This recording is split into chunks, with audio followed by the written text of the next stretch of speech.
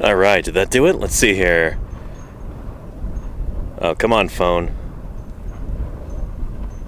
There we go. That's difficult when it's so hot out. Can anybody see or hear me right now? Let's see. Excellent. Thank you, Golganek. And hey, Ed Simpson, good to see you too. Welcome, welcome. It is our second to last day excavating here at Jim's Place in the earliest Cretaceous Cedar Mountain Formation of southeast Utah. And I'm glad you're here. Welcome to Paleontologizing. If it's anyone's very first time here, let me introduce myself real quick. My name is Danny Anduza. I'm a dinosaur paleontologist. Right off the bat, I want you to know that a paleontologist is a fossil scientist. Doesn't just mean dinosaurs. I want to make that very clear. Paleontology is the study of the history of life on Earth as seen through the fossil record. That's everything from fossil bats to fossil birds to fossil bacteria. From fossil ferns to fossil frogs and everything in between. If there's a critter that lived on our planet and left a record of its existence in the rocks, I need to get some water. That is the purview of the paleontologist. Although I happen to work on dinosaurs, and that's what we happen to be excavating here in southeast Utah. So I'm with the Utah Geological Survey, as I have been for the past 3 weeks. This is my 5th year out here, if you can believe it. And we've got a bunch of iguanodont bones from a brand new species of iguanodont. We're trying to get as many of these out of the ground as possible before we have to wrap things up tomorrow evening, or more likely Thursday morning. But anyway, today is Tuesday. We take off as early as we can on Friday. We've got just a few days left to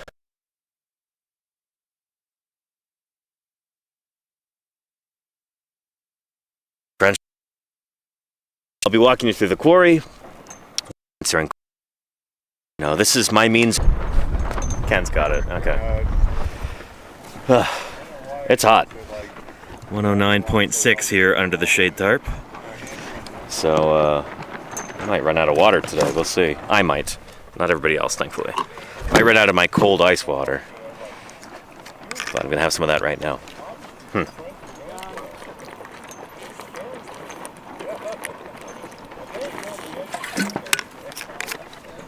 I'm presented with a choice now. Do I deplete all of the ice-cold water over the course of this stream? Or do I add some warm water right now and have kind of cool water for maybe the rest of the stream? I think I'm going to do that. Let's go take care of it.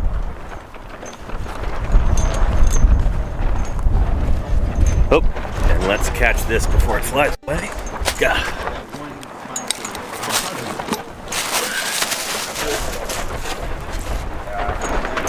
Go.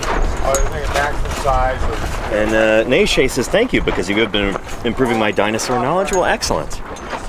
Anytime that somebody's able to learn a little bit more about the history of life on Earth, I'm happy. You know, I don't know if that dog told me that. That's right. There we go. That's what you just said. It's always entertaining. Need help with the knot there, Ken, or? Sure. Okay. Let's do it. Oh, another stake? No, this is... Oh, the grommet ripped out. Shoot. Okay. Unless you want to tie that one with a rope at the very end. Anyway, Don is a professor of tarpology. I think he's got this. Yeah. Anyhow, let's get some water before I forget. Let's refill this thing. And then I'll give you a proper spin through the quarry. But first, let's adulterate this beautiful cold water. That's definitely warm to the touch. But I need it. There's just a few bits of ice in there. Those are going to be gone. Pour this in.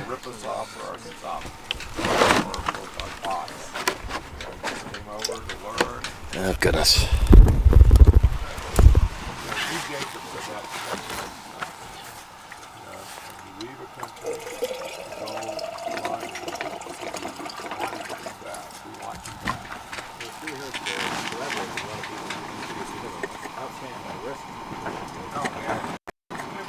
There we go.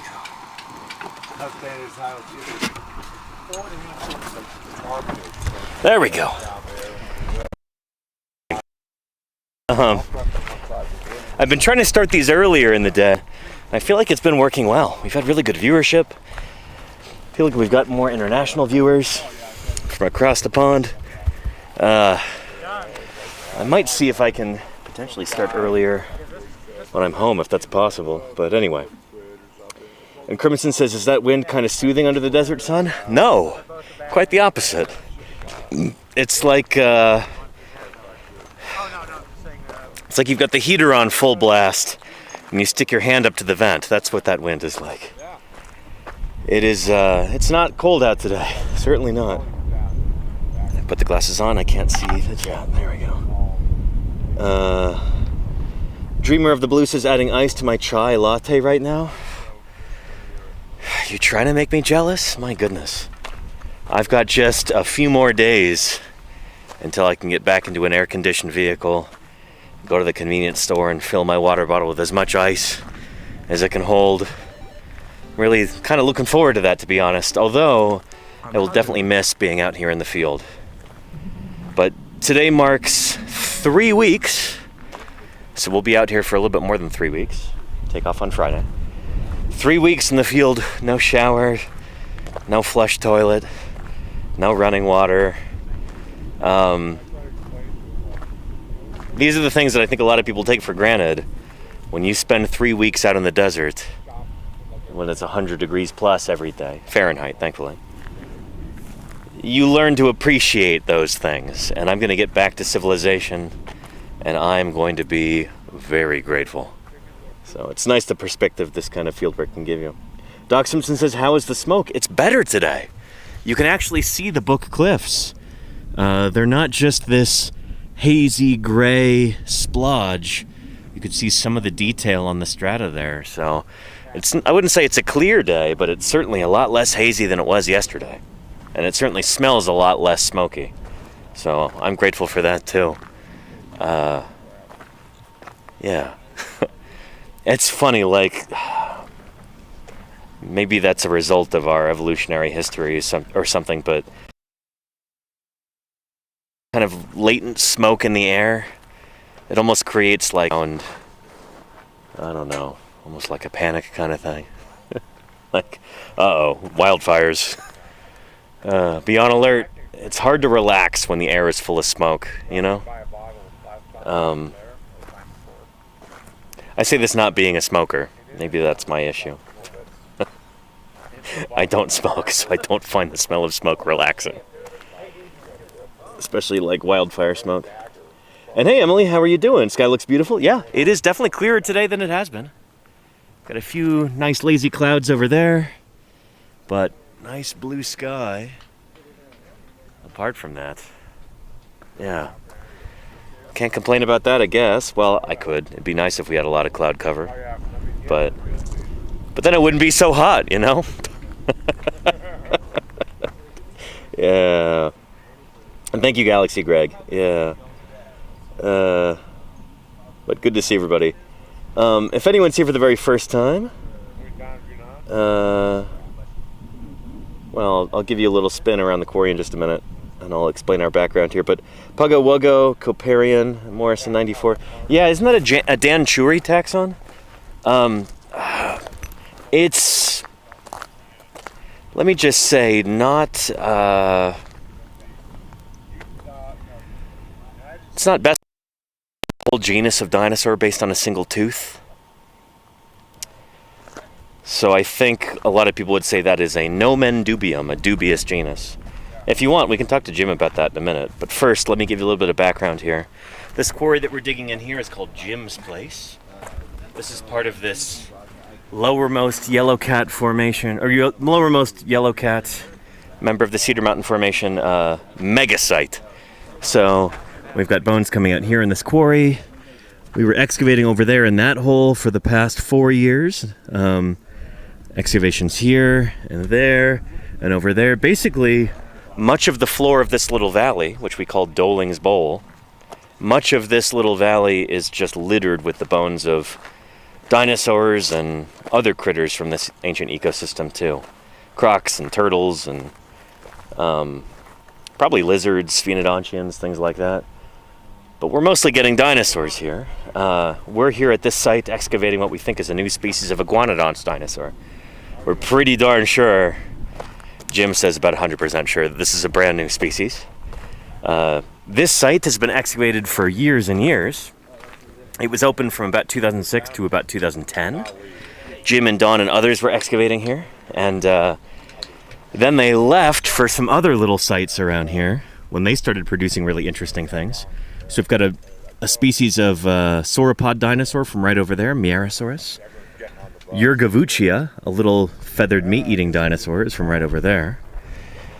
The cool thing about this place is that it is the very bottom of the Cedar Mountain Formation. These are the earliest Cretaceous dinosaur body fossils that have been discovered in North America, to my knowledge, in the Cretaceous. And hang on a second. A second. No, that sounds good. Yeah. Sorry, I'm getting text from my credit card company.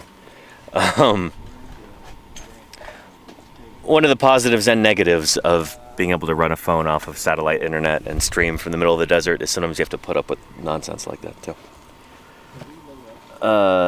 That beautiful disconnection that you can get with the outside world, we don't get quite as much of that here because of these streams. So I hope you're grateful, chat.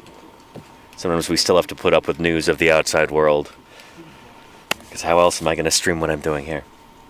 Anyway, really important site here. Some of the earliest Cretaceous, really the earliest Cretaceous period dinosaurs in North America. What this site represents is the very beginning of the Cretaceous. So we've got a whole new fauna of dinosaurs here that's different from the underlying Morrison Formation. Something weird happened at the end of that, and we lose all of these big, famous Jurassic dinosaurs. Brachiosaurus and Brontosaurus, Apatosaurus, Diplodocus, Stegosaurus, Allosaurus. They all seem to go extinct at the end of the Jurassic, and then very shortly thereafter, we got a whole new iguanodonts and ankylosaurs and therizinosaurs, and that seem to have European affinities. These guys just show up out of probably migrating in from Europe. Very different from what you see in the Morrison. So it's exciting stuff, and we're helping kind of fill in a blank spot on the map. There's an ankylosaur from these horizons that Jim is working on publishing right now. I think he says it's out for external review, so it should be published very soon. And I'll be excited to talk about that when it comes out. But yeah. And Dreamer of the Blue says, do people ever show up to thieve bones or things? Luckily, we haven't had much of a problem with that here. This is a pretty desolate, remote area. And, yeah. But it does happen in parts of Utah. Vandalism of sites. Usually it's not people trying to steal bones. They just kind of destroy them in place. So maybe they are trying to steal them and you can't take them out in one piece, so these things just get wrecked. That does happen with fair regularity, unfortunately, in Utah. We haven't had much of an issue with that here in Dolings Bowl in particular, thankfully. But yeah. And this is public land, Naisha. Yeah, Bureau of Land Management, federal land. We have special permits to be able to dig here. So that's what we're doing.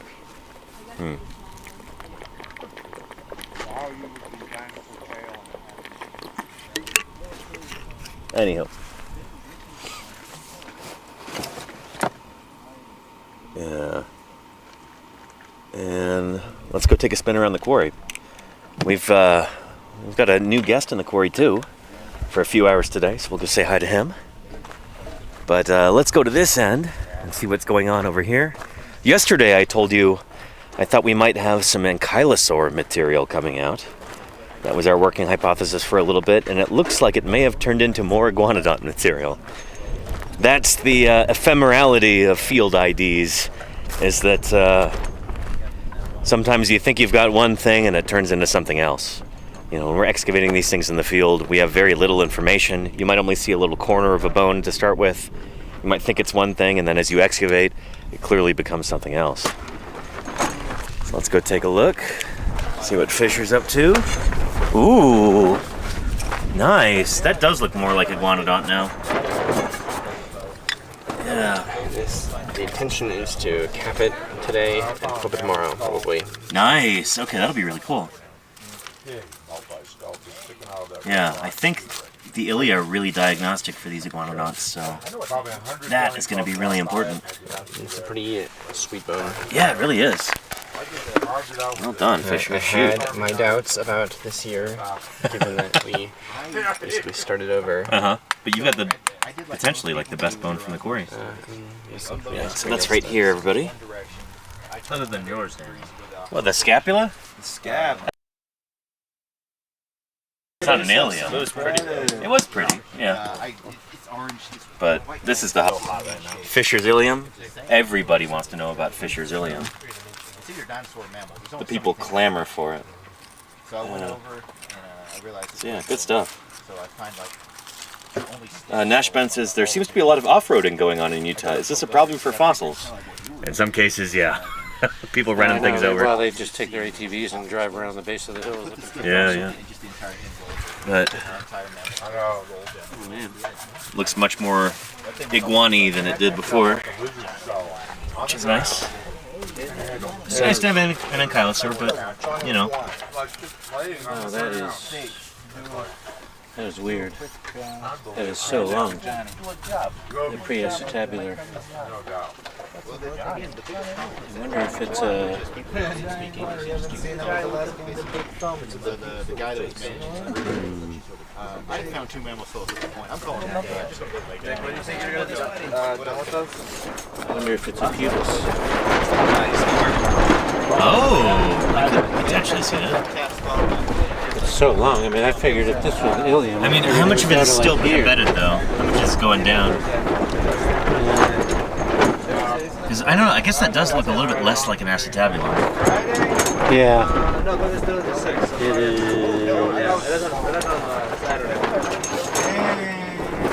Oh, the whole thing ends on Friday. You're leaving today? Just on the rear. Yeah, I don't know. That part's. That just seems like I would have thought it would end up here. Today's going to be our last day. I mean, tomorrow's going to be Weird. the real day. And the pubis is not really blade-like enough to be a pubis. I don't know what the hell it is.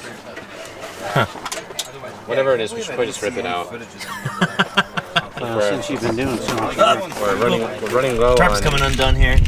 running low on bird lamp, so we should just tear it Oh, out. we got tons of bird Just taking a piss. Don't be taking my piss. Did something break or did something fall over? Fell over. The nail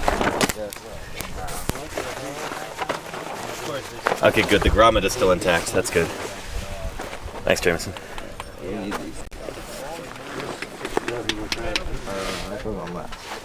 Yeah.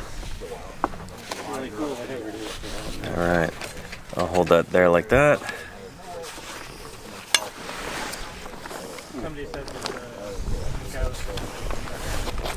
There we go. The rope come undone, or did it? Yeah. Oh, I should. Here, let me retie that. I'll use the proper trucker's hitch on it, so it's all secured.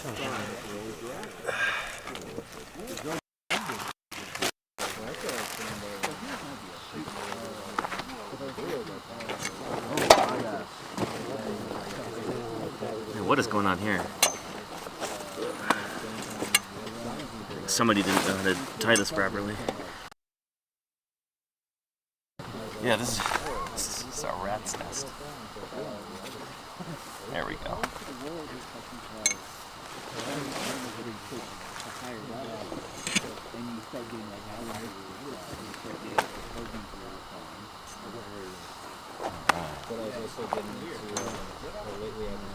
Yep.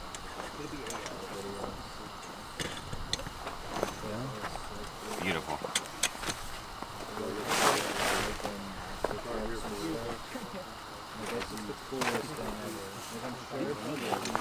Ah.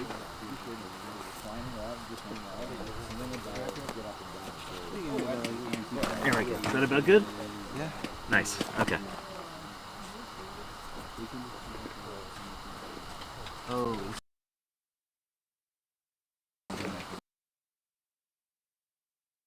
Okay, we can redo that. I'll make it loose. Hang on just a minute, Jet. I'm gonna finish this.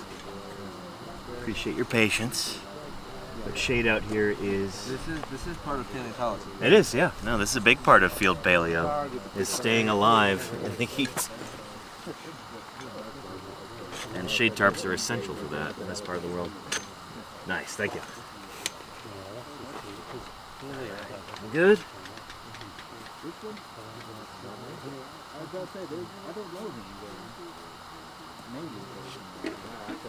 There we go, that should do it. Excellent. Yeah, thanks, Jameson. Cool.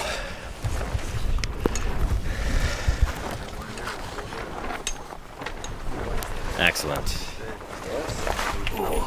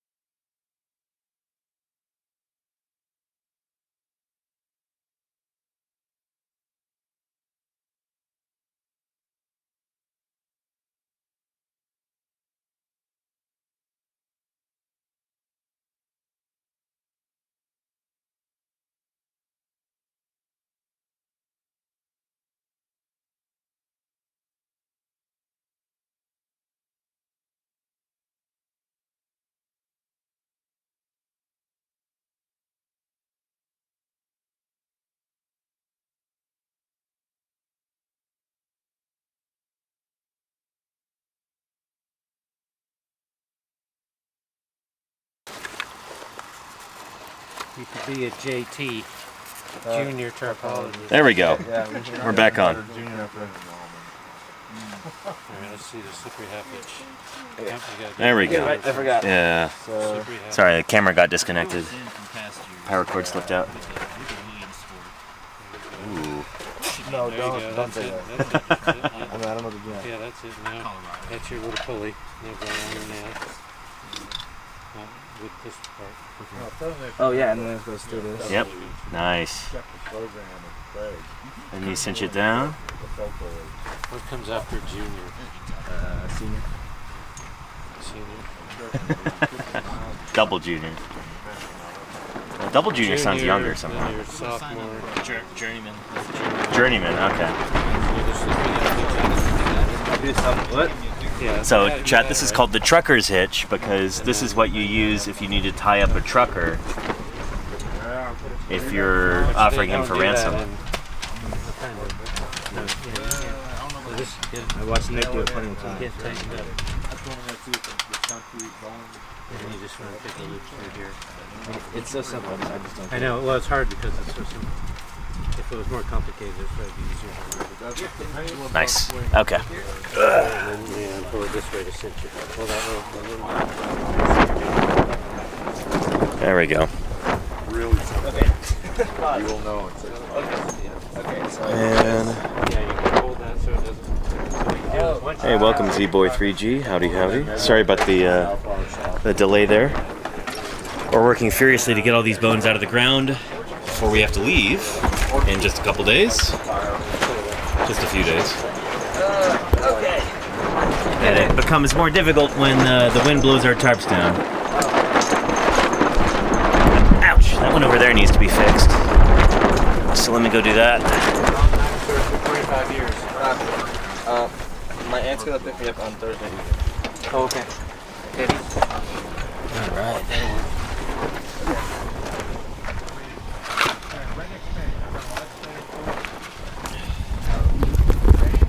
There we go. Let me go fix that tarp, and then I'll give you a proper spin around the quarry. Quick little tour.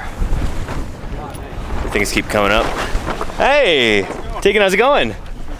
Yeah, welcome back. Thank you. Yeah, good to see you. Yeah, good to see you guys. Cool. Wow, got cool new people showing up left and right. There's Tegan, who's local here in Utah. I think does he still work at Utah Raptor State Park? I think so. We'll ask him. But, yeah.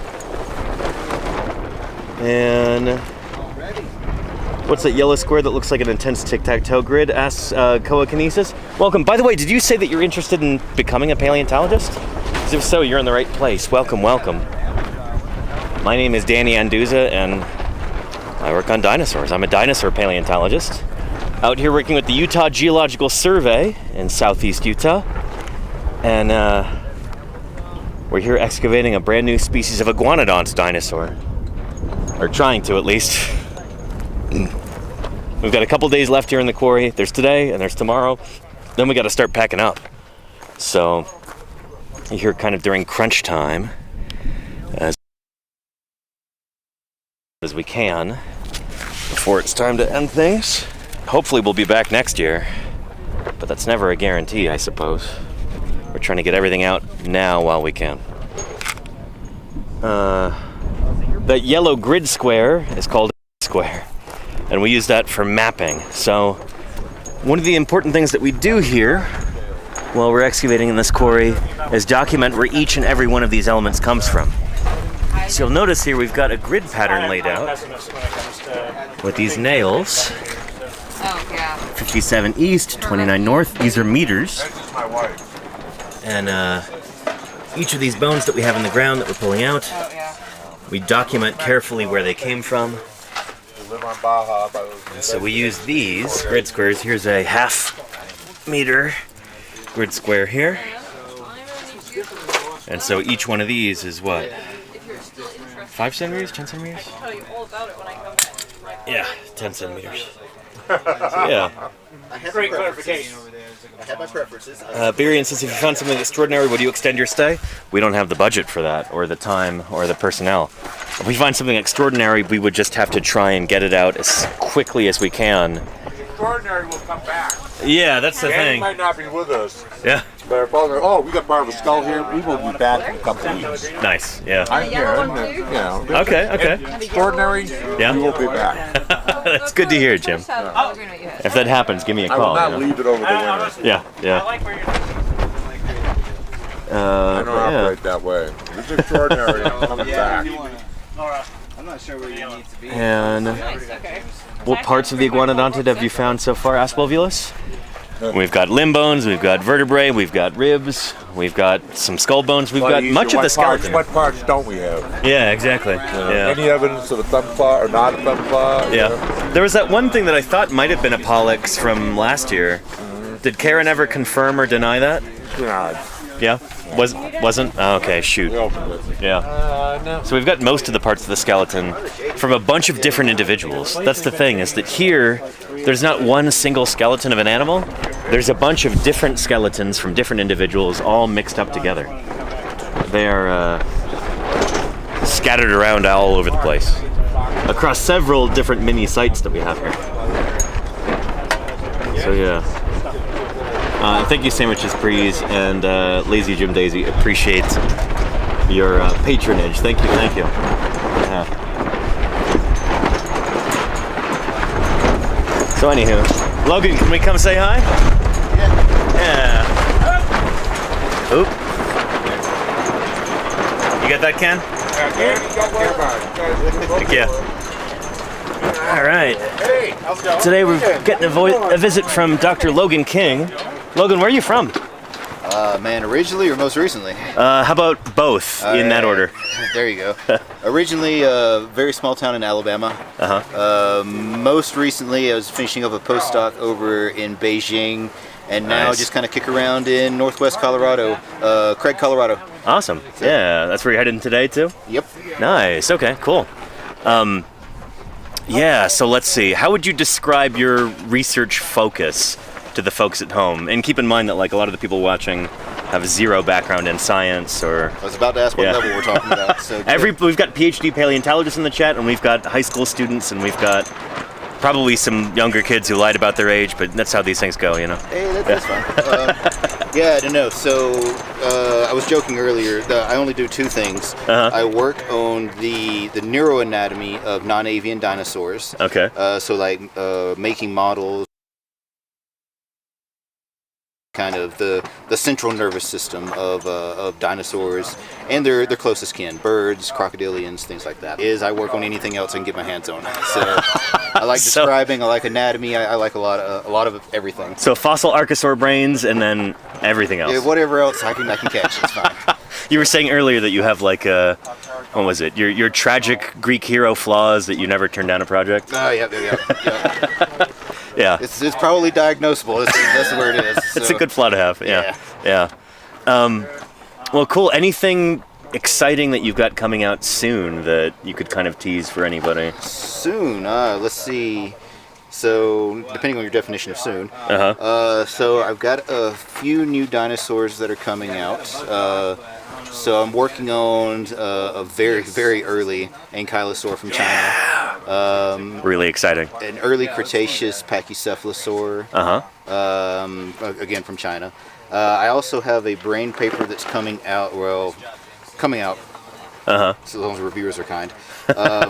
For trends in ceratopsian brain evolution. Oh, interesting. So, yeah. Cool.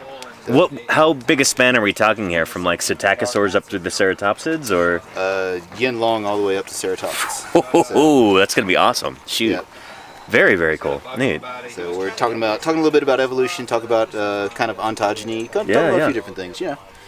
That's good to hear. Yeah, I always talk about how ontogeny is a big topic in dinosaur paleontology, and even today, like, doesn't really get discussed enough or considered often enough. How much do critters' brains change as they grow and develop? For like an individual animal, how much change is going on in that brain? It depends on the animal. So let's use crocodiles. Let's use non-avian dinosaurs. Let's use birds. Crocodiles and to a degree non-avian dinosaurs. Massive change. You get elongation. You get a shape change. You get different parts of the brain changing shape at different times. Then you have things like birds. Birds, statistically, the shape almost does not change between hatchlings and adults. So it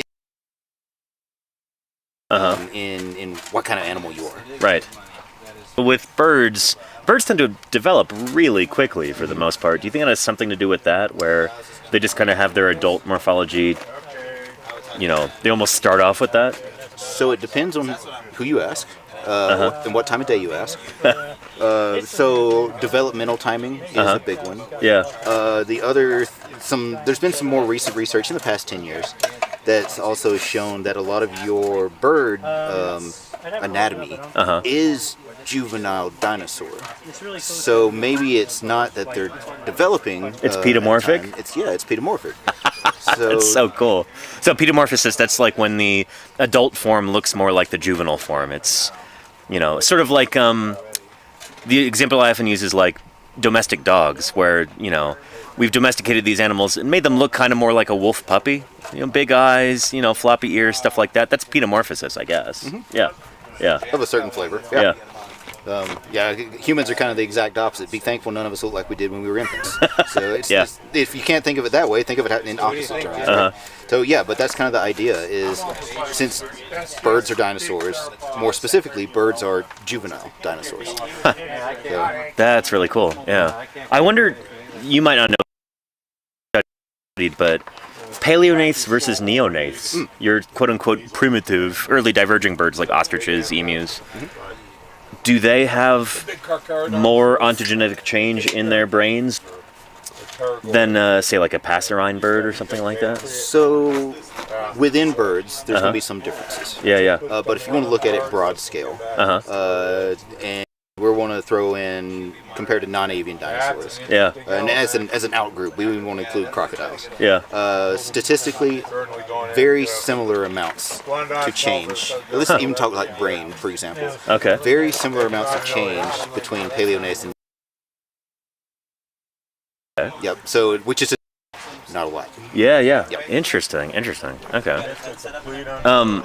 If we had, say, come on here, what would you be most interested to see about them? Like, what kind of questions could you ask if you had like a growth series of brain cases from juveniles up through adults? Well, first and foremost, or a lot of your ornithopods, their endocasts look a lot like a wet sausage, basically. So kind of lumpy around different parts. Yeah. But the different parts that are expanded from our hypothetical wet sausage, they're correlating to things like scent, their ability to interpret scent, Okay. your ability to see. I would be looking to try and see how do those change across time. Because think about when, especially for anybody older in your audience, the world looked and smelled differently to you as a child. It was brighter. It had brighter colors. It was you could smell sugar so much better, right? So with age, that's changed in us. So we'd be looking for the same thing in dinosaurs. How are juveniles interpreting the world differently than adults? Okay. Because that might also mean, well, maybe these juveniles were living off separately with the same age. Right. Yeah. Maybe They've got living with a cohort of just young guys hanging out together. Yeah. So if we don't have the fossils to show them all together dead in one place, maybe some interpretations on behavior is another way that we can. That's really cool, because I've talked about ontogenetic niche partitioning a bunch, which is like, maybe some of these dinosaurs, when they're really young, they're eating different things from the adults. Maybe they're living in a different part of the environment. Maybe they're hanging out in like a group of similar aged individuals. I've never thought about neuroanatomy as a way to test that idea. I've thought about teeth and isotopes and stuff, but brains, that's really cool. Are you working on anything like that, or? So part of the ceratopsian brain evolution thing is using Psittacosaurus as a exemplar. Very cool, yeah. Because we know from fossils in China that the niche partitioning, ontogenetic niche partitioning. We know that they did that. We know from one of my students' work that they have different bite forces from between juveniles and adults. So we know that they're living in different groups, they're eating different things, and then just syncing that with how the brain's developing. Right. Yep. Cool. Kind of in that same area, when we're talking about like moving through different niches as these animals grow, I feel like that has bearing on being able to tell if two specimens are the same taxon. Like, how helpful is neuroanatomy for figuring out if two individuals are members of the same species, if they look really similar in other ways? Not helpful at all. Interesting. Shoot, that's not the answer I was hoping to hear. Yeah, okay. So it's is it just so complicated? Is it? It's because we don't have enough information. Gotcha. So think about poor sample size. Yeah, think about a brain just being a squishy piece of anatomy that's in a larger envelope. Yeah. That envelope is preventing us from seeing more diagnostic features that would be on the brain itself. Yeah. So we can't really tell more besides here's what was taking place and pulling some anatomical information from it. Yeah. Other than that, we're really missing some. Gotcha. There might be something to the inner ear, but the brain, not so much. Would it make sense for that to be relatively conserved in like the same grouping of animals, like unless something really different is going on in species? Neuroanatomy across all the Dinosauria is conservative in its own thing. Interesting. So it's. No, I'm just saying there's not going to be a big difference between a Chasmosaurus and a Triceratops unless they're doing something radically. Clades will do different things, but the like at the species level, no. Interesting. Well, and you say that brains are fairly conservative across Dinosauria as a whole. I'm putting you on the spot here, and maybe there isn't a good answer, but I appreciate that you're game for this. How are dinosaur brains different from, say, the brains of other archosaurs from the Triassic or something like that? Like, what do different dinosaur brains have in common? So have in common. Yeah. You will have between clades. Let's go back to that for a second. Yeah. So between different groups of dinosaurs. There we go. You'll have these different general formula basically for the shape. Yeah. So how to put this? So like a Tyrannosaurus brain looks a lot like any of your other Tyrannosaurid brains would. Gotcha. Yeah. So they have that general shape formula down. Crocodilian brains will have the part of your brain that's responsible for smell. Yeah. It's at the end of this really long stalk, basically. Dinosaurs, they're typically shorter. They're typically a lot larger, and they have a general shape that's unique to dinosaurs. Gotcha. Whereas crocodiles have a longer form, basically. Small things like that. Okay, right. I remember ages ago they had that Walking with Dinosaurs special, Allosaurus, the Ballad of Big Al. Have you seen the special features from that? They have an endocast of an allosaur, and then they compared that to a model of an alligator brain, and they show that really long process that comes on going to the olfactory bulbs and not a spoonbill, an ibis, that long beak coming off the front. So the olfactory bulbs of crocodiles are so far forward. That arc is they have to go over the orbit. They have to go over the eye socket. So Gotcha. Okay, yeah. So and as the brain the brain case narrows forward, that's kind of what you're seeing. So yeah. That's really cool. Speaking of theropod brains, is it okay to talk about what we were discussing before stream, that Tyrannosaur monkey brain paper? Yeah. So to give you some background, we talked about this on my stream when this paper came out. There was a ton of press around it. It was Herculano Hazel et al. Maybe. Sounds right. Yeah, it might have. I don't think it was a single author paper. Anyway, big controversial paper in which a neurobiologist or neuroanatomist, she wasn't a paleontologist, but she was looking at the brain like an endocast of Tyrannosaurus and said, "Holy cow, this thing, it could be more intelligent than a monkey or a gorilla or something based on the density of neurons and that kind of thing." This paper's gotten a lot of pushback. Yeah. Fair play. Yeah. The impression that I got was that maybe she didn't have the best data to start with. I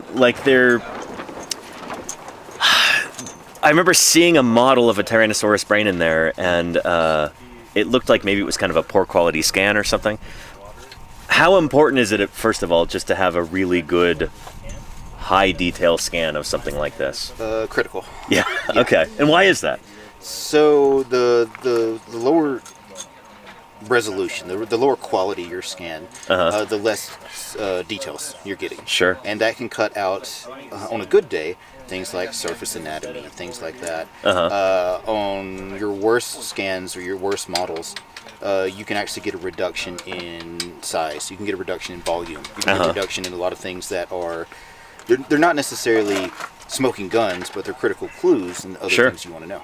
Yep. And I'm sure those small errors can add up over time. Absolutely. There were also some assumptions about neuron density and stuff like that. How much of a role does that sort of thing play? A bigger brain doesn't necessarily mean more smarter, right? You're right.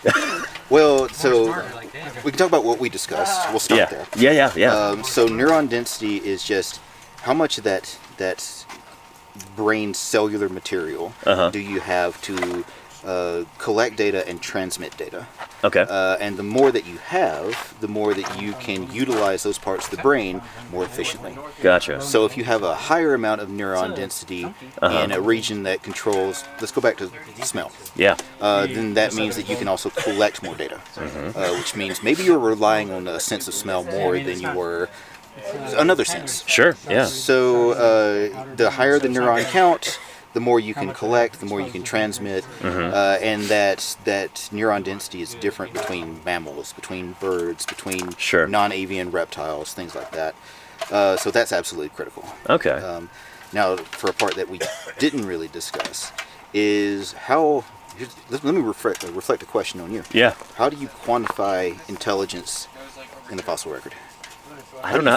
I don't know how to quantify intelligence in the modern.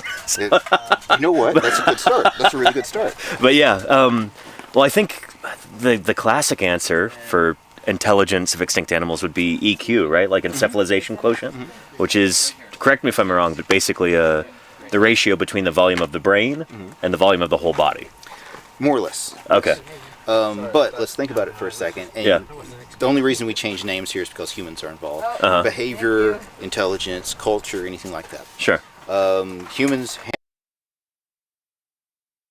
brainiest organisms that are currently around, maybe of all time. We've sent people to space. We've done all sorts of cool things in the desert. So that doesn't necessarily equate to intelligence. We might not be very bright, but that, that's a poor reflection upon humanity as a whole, perhaps. So you don't fossilize intelligence. You don't fossilize behavior. Yeah. All we can do is connect dots. So we see something that winds up dying in a bunch of different positions with all the same animals around it, and the part of your brain that helps with more social cues, the cerebellum, the big wrinkly part for our brain. Yeah. If they have a big one of those and you see them all dead in a pile, maybe that's an indicator they were social. Sure. Maybe. We won't know, right? Yeah. But we can use context clues, and that's how we use the brain. That's how we try and interpret what we would consider intelligence. Sure. Things like that. Yeah. So like complexity of behavior, sociability, these are all things that we correlate with intelligence, whatever that is. Yeah. Whatever that is, I like that. So, yeah. I get this question all the time, like, how smart were dinosaurs? And it's like, well, we can look at the modern ones, I guess, but people are very unsatisfied when you're like, oh yeah, look, today they're real smart. They go, well, I didn't mean birds. Well, that mean there's a wide range on that too, right? Yeah. Because the joke I was making earlier, pigeons exist, but ravens also use tools. They have been shown to show a sense of fun. So a complex emotion, a complex thought process. Right? Yeah. So smart, intelligent, we can't tell, but successful. Nobody's going to argue dinosaurs were never not successful, right? Yeah. And a lot of that plays into, well, how well do you interpret your surroundings? How well do you fit into your surroundings? And we can associate that with how the brains develop with time, both in age and evolutionarily. Right. But smart's an abstract question. It is. Yeah. Hard to define. Yeah. If there were one thing that you wish everybody in the general public knew about your line of work, if there were like a misconception that you could clear up or like a new piece of information that you could give them, what would it be? Oh man, how long do you got? I mean, we got a while. We got some time. If you want to sit and talk, yeah. Right. Yeah. I think a lot of your different points of paleontology, so like what I do, as I was describing earlier, I explained my PhD is really high-tech coloring. Okay. Because all we do for making models of brains, or we color in the anatomy we want in a computer program, after we use CT data. Yeah. So we'll color in a part, we'll go to the next slide, we'll color in that same part, we'll go to the next slide, so on and so forth. And then we just kind of squeeze it all together to make a 3D model. Okay. You're going slice by slice, essentially. Yeah. So paleontology is, especially nowadays, innovation. Can you think outside the box to answer a question? It's not just what you're seeing here, like old school paleontology. Right. Which definitely still has a place. Yeah. Right. But oftentimes you got to get creative if you want to actually answer new questions. And very much so. Yeah. Yeah. Yeah. So field work is a blast, but if you're the creative sort, hey man, lab, research, all sorts of things. I'm glad somebody will say it here. We're all field dogs here, but it's nice to have somebody who can extol the virtues of creative lab work. Oh yeah. Oh yeah. Neat. Yeah. Cool. I really appreciate you sitting down and talking with me. Hey. I could talk to you all day, but you want to talk to Jim, and they've got secret ankylosaur stuff to discuss, chat. Top secret. Yeah. I compliment Laura. Would like to chat with him a little bit too. Oh yeah. She's into neuroanatomy. That'd be really of her cool. Yeah. dissertation. If she comes back, then. She's going to come back. Awesome, yeah. I got a line, so for whatever reason. Yeah. So where can people find? Right. Where can people find more Dr. Logan King? So if you want to get in contact with me, you can look me up for now on the Colorado Northwestern Community College website. Okay. Type in Colorado Northwestern Community College and paleontology. There's not many of us there. Don't worry, you'll find my information. Gotcha. Okay. Yeah. If you want to look at kind of some of the work that I do, ResearchGate. So just Logan King. All my papers are there. Nice. Cool.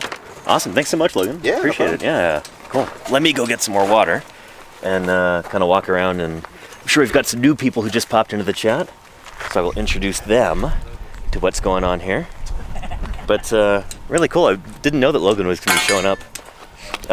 I've talked to him at several conferences before, and he's good friends with Ken. You never know who's going to show up here. It's always cool to see. Oh, and Ed Simpson says, what's a good paper to summarize dinosaur brain anatomy? Oh, boy. I don't know. Wait, maybe we'll swing back and ask Logan again real quick.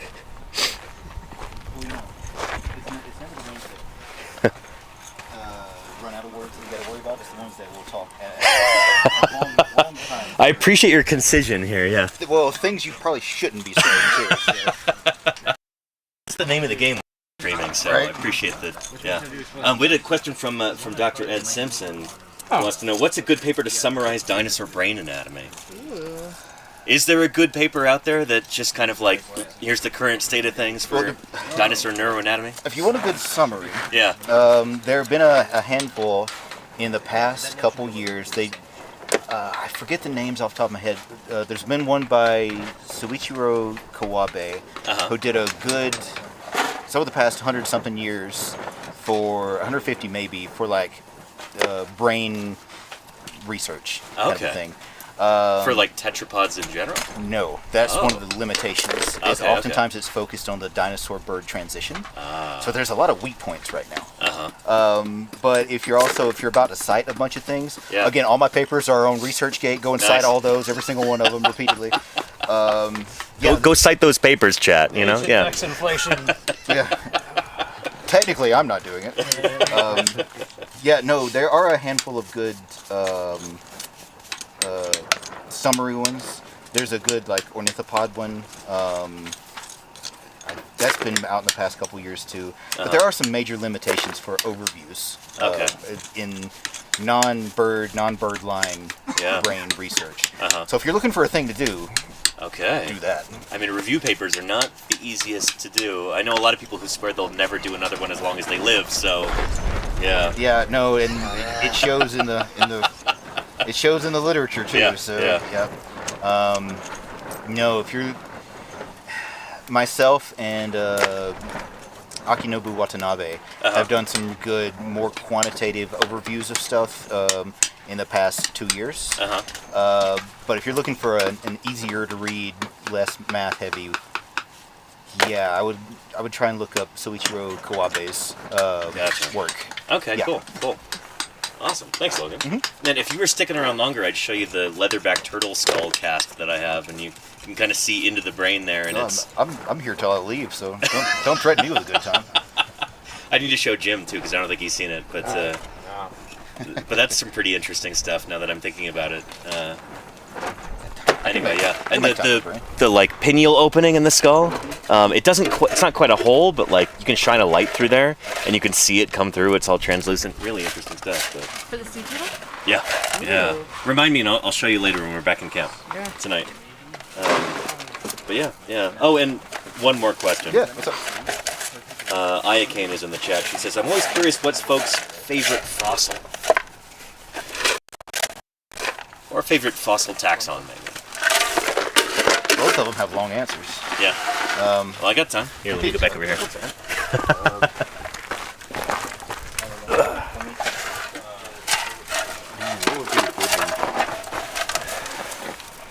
So there are, if we're looking at like the thing that I specifically do, there are, I want to say like 3, maybe 4, what we call natural endocast.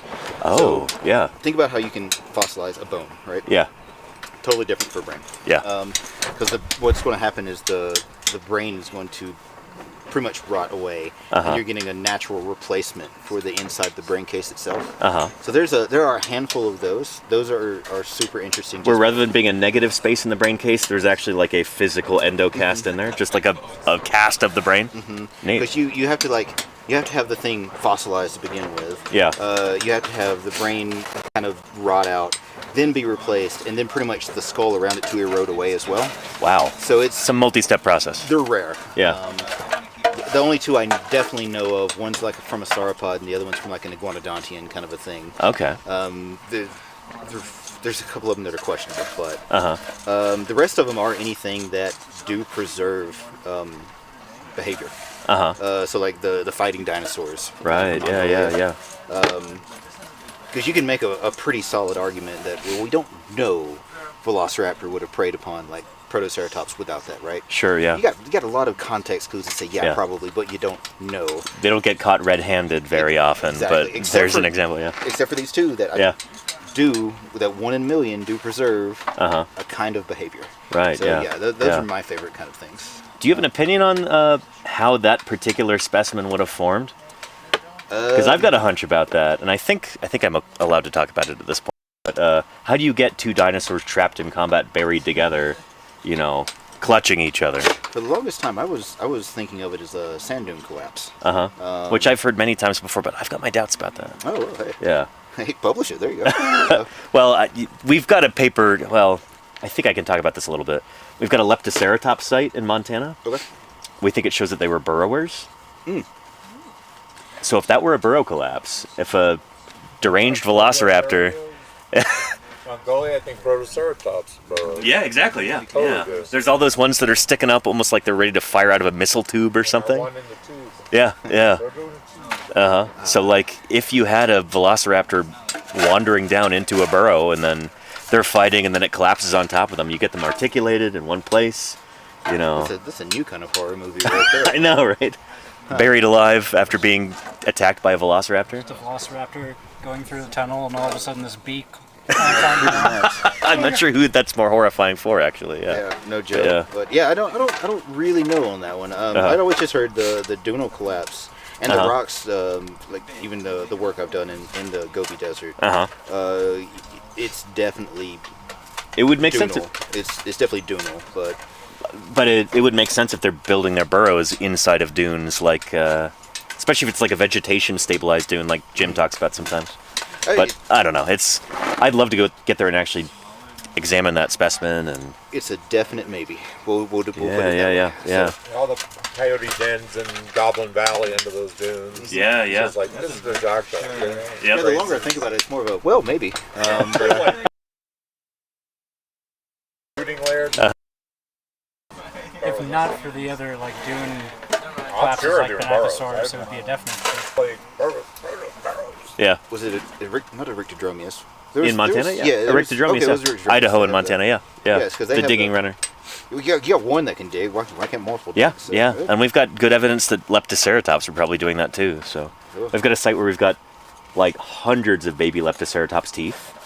And then you've got several articulated limbs that are going straight down into the ground of adults. Interesting. So and it's in a paleosol. They're always in paleosols. Never in a sandstone, never in a mud. Always in like a soil horizon. So anyway. Yeah.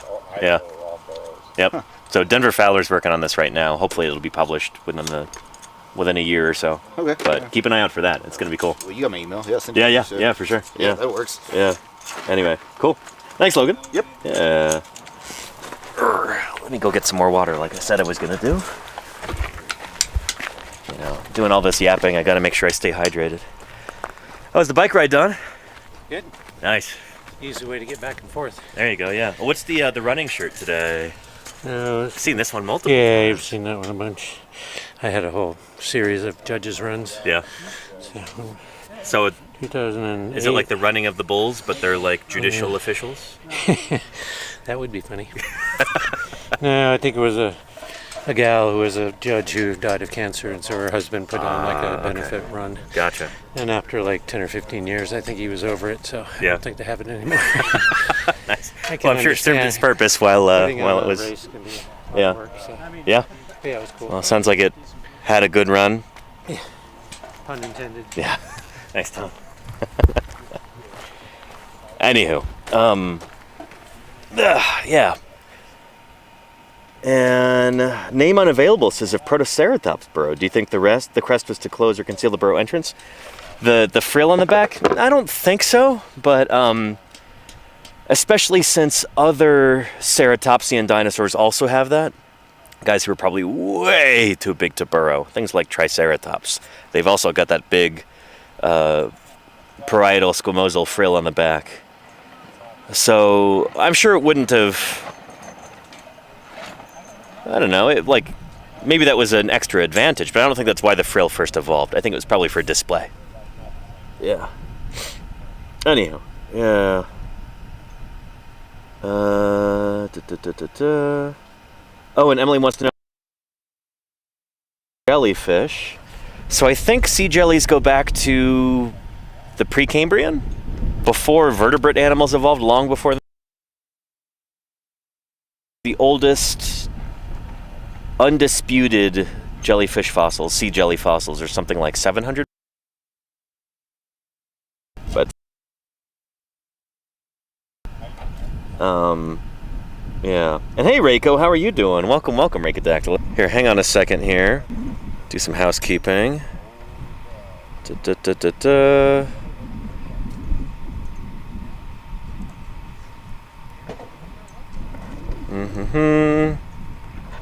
Not banned, no. Oh, $7.99. Oh, sorry, Reiko. I was gonna gift you a sub, but I don't know if I want to pay $8 for that on mobile. If I were back home, I would do it. No. If I didn't have a tier 3 sub to you already, then I would consider doing it. But I gotta make sure I'm not making myself broke. Thank you, Lenina. See, Lenina's got it. Thank you, Lenina. I appreciate that. No ads for Reiko, of course. Akira Clip says, what's the least understood part about dinosaurs?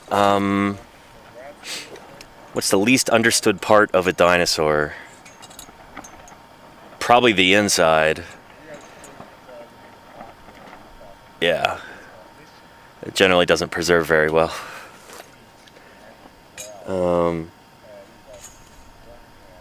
Yeah. Oh, and I appreciate that, Reiko. The squishy parts is Maryspace, generally, yeah. Anyhow. Let me get some more water, and then we'll get back into the quarry.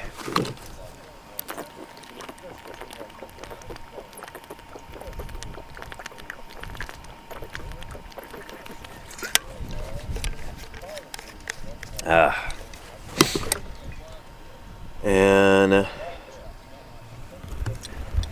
107 in the shade right now, or partial shade at least. We still have some light in here, but under the shade tarp, 107 should be a little bit cooler under those shade tarps.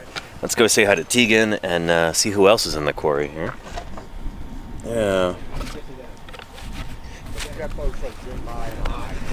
We'll show off some of the other bones that we've got.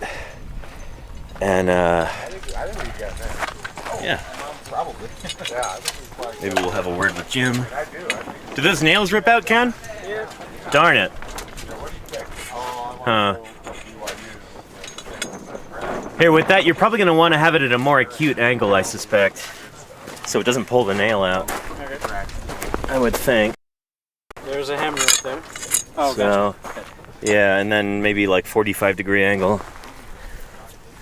Not trying to backseat drive here. You can backseat drive all you want. But maybe we need another nail or something. There's another nail right here. Yeah. I think did you have two in here originally? I had two, and it must have ripped both of them out. Both out, yeah. Great. But I'll try and put them in side by side.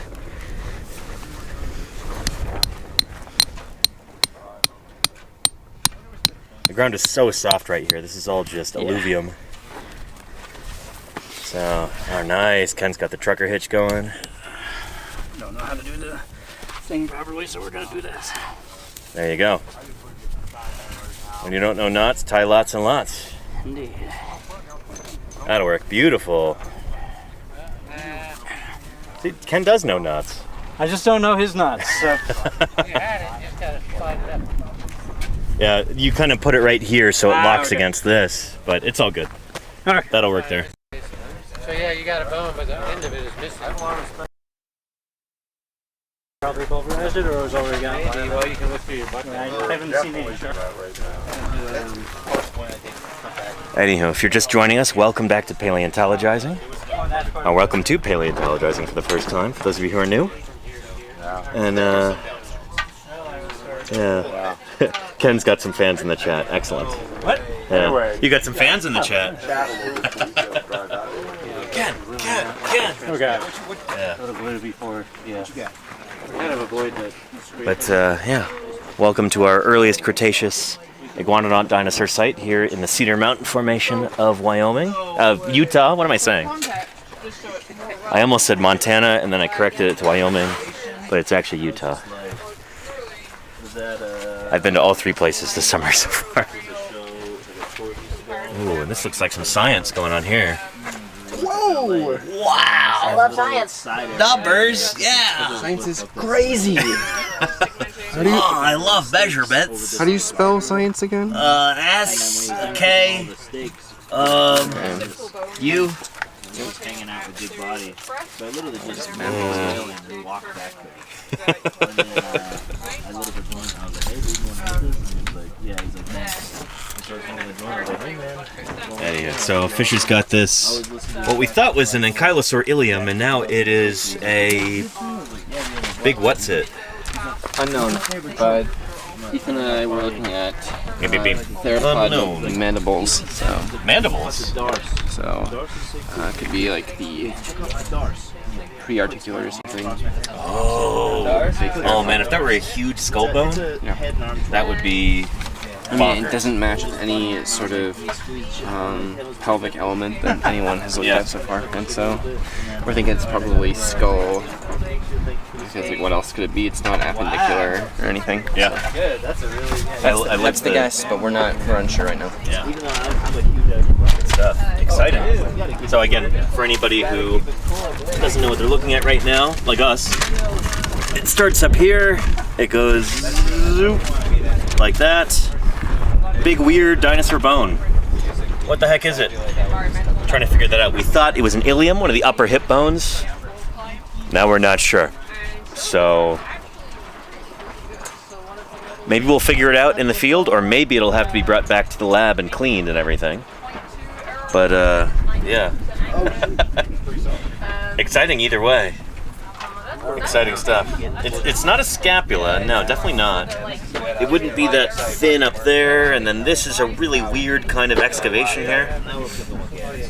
I could see that being either a weird pubis, one of the front hip bones, or something scully. We could have a scullular element here, and if it is, it's bonkers big.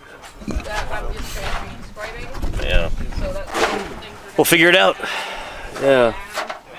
And Ulara's Heart, thank you for the prime there. I appreciate that. Thank you for your support.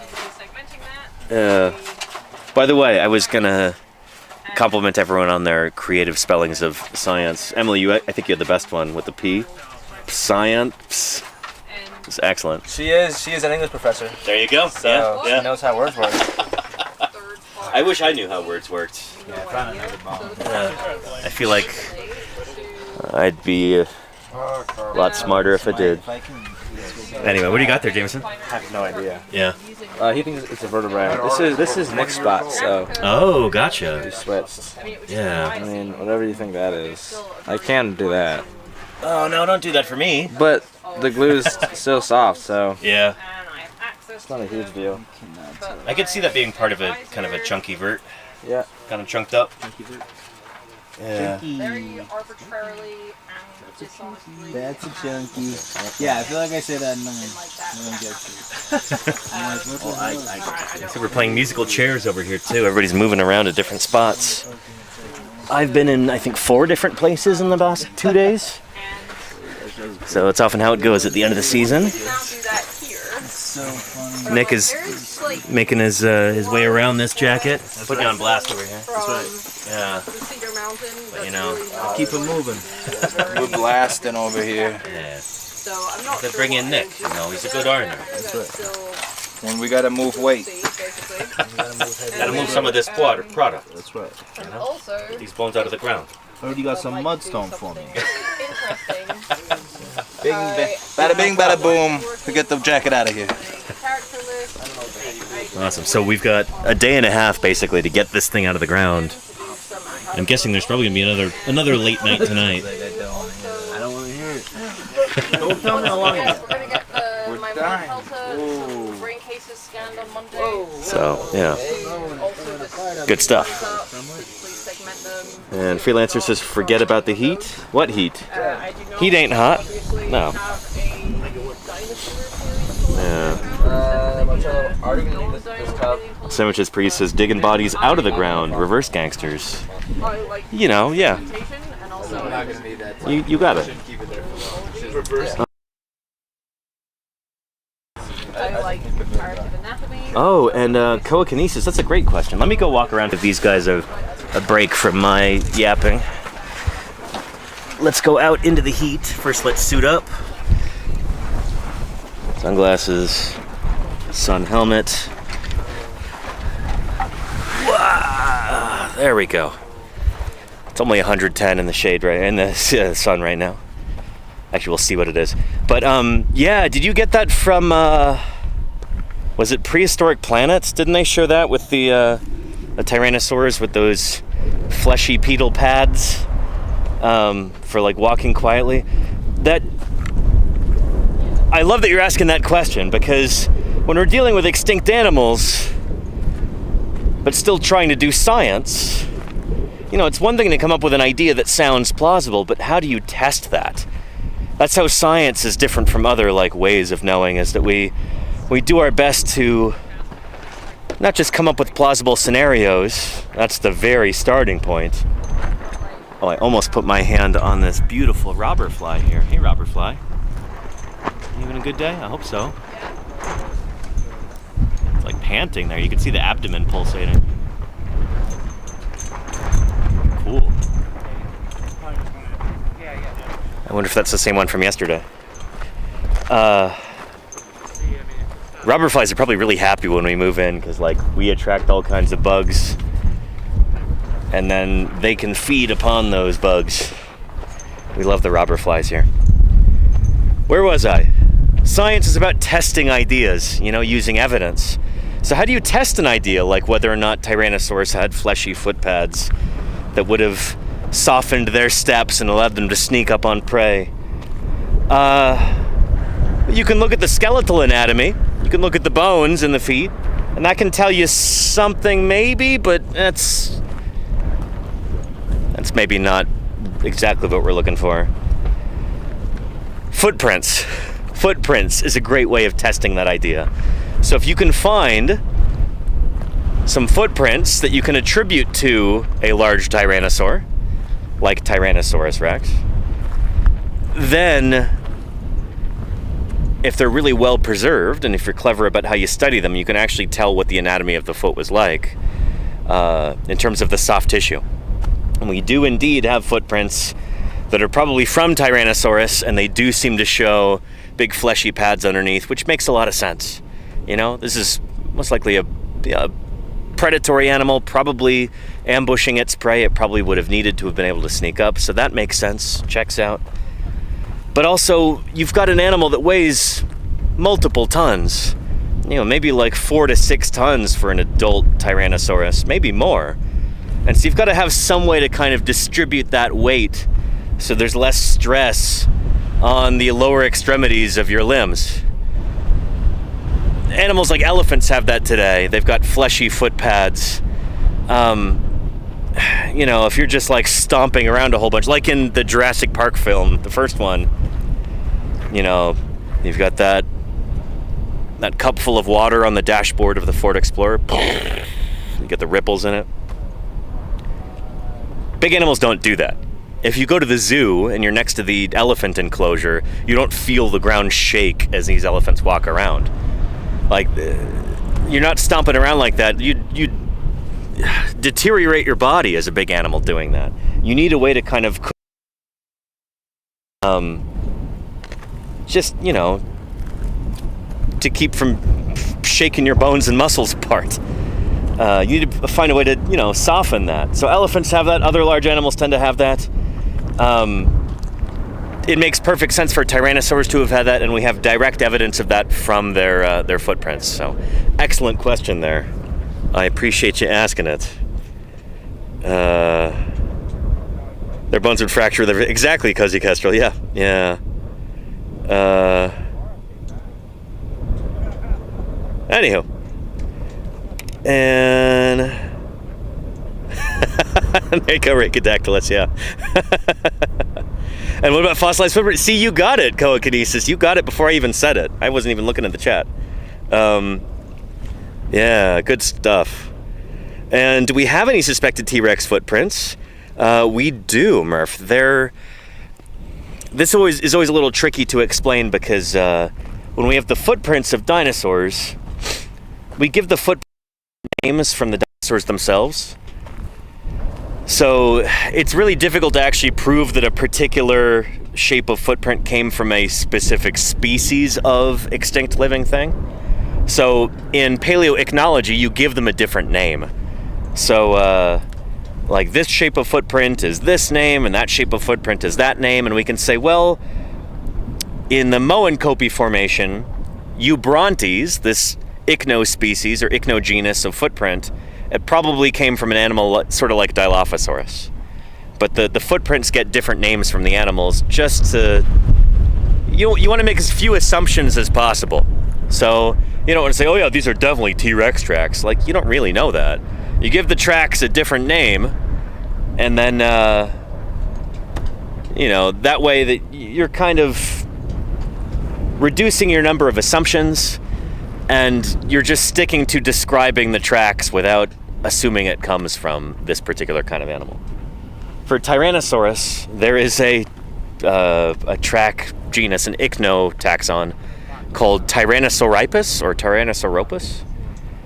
It's thought to probably be from a tyrannosaur, but it kind of has to be, really, because those are the only large meat-eating dinosaurs in those environments that those rocks preserve. Those are probably T-Rex footprints from Tyrannosauropus or Tyrannosauripus. I forget what it's called. But, yeah. I just went on a little rant telling you, we can't just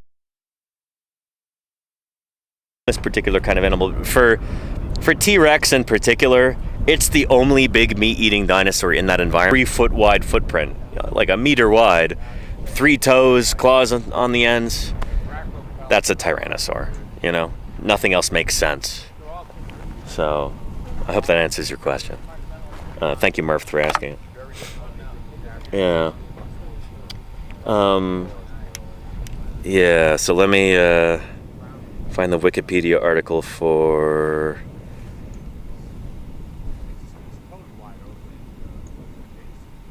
ichnotaxon. There we go. So anytime you hear the word taxon, that's just like a genus or species or other group.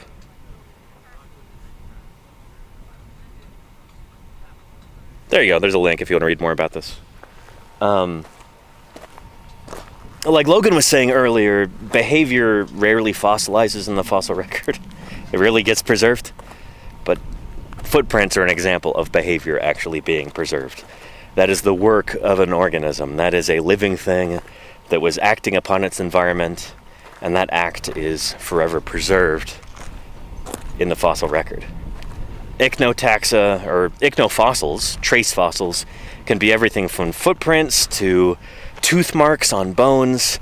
They can be fossilized burrows. They can be nests that animals build. Anything that it's doing to its environment that is preserved in the rock record like that can be an ichnofossil. So I hope that makes sense. Yeah. Anywho, and Casey says, I always wondered why it was called Eubrontes. The name Eubrontes means true thunder. I guess on this assumption, like, oh, it's a big animal. When it walked around, the ground shook. It sounded like thunder. But no, Eubrontes also has those fleshy pads. It's probably pretty quiet. But yeah. Anywho. Giant pair of Converses. There you go, Kill Nuke, yeah. And Koakinesis says, oh man, I'm going to spend a lot of time here. I'm glad. Yeah. Again, just today and tomorrow I'll be out here in the field, and then we'll be wrapping things up. So I'm going to be driving back home to California. But starting next Monday, I'll be streaming again from my office. I do paleontology streams full time. Out here, we're excavating fossils, collecting data, talking with other paleontologists and students and volunteers. But back when I'm home in my office, so at some point, maybe on Tuesday, we'll do like a catch-up stream where we look at all the new dinosaurs that have been published, new genera and species that were published while I was out here. All the news that I missed while I was in the field for the past 3 weeks, we'll go over that. So we'll have a nice little catch-up stream. And then we do lots of other cool stuff. 3D printing, interviewing other paleontologists remotely, going over fossil news, looking at popular YouTube videos and stuff, dissections of fossil critters in popular media, things like Thursday Birds Day and special events, like we might get to celebrate World Sawfish Day this year, stuff like that, you know? So it's going to be good. I hope you stick around, Coakinesis. Yeah. And Sawfish Day, yeah, Cozy Kestrel. And Sam Kent says, is there a good reputable place to look up photos of actual fossils? Wikipedia is often a good place for this. Like, if you look up a particular, say you want to look up Utah raptor, see pictures of actual fossils, Wikipedia is a good place to start. Oftentimes they'll have pictures embedded in the article itself, but the best thing about Wikipedia is the references, you know? That is your springboard into getting to the primary sources. You know, if you want to go straight to the source, the scientific papers, Wikipedia is an excellent way to do that. Use those references. So you can find the original paper describing Utahraptor, see photos of those original fossils, all that. Yeah. And Eddie Indeed says, what's your opinion on Paluxy River footprints? What about them? I don't know. In the Paluxy River region of Texas, there's all kinds of really cool dinosaur tracks from the early Cretaceous period. So this is, I think, about 120 million years ago, something like that.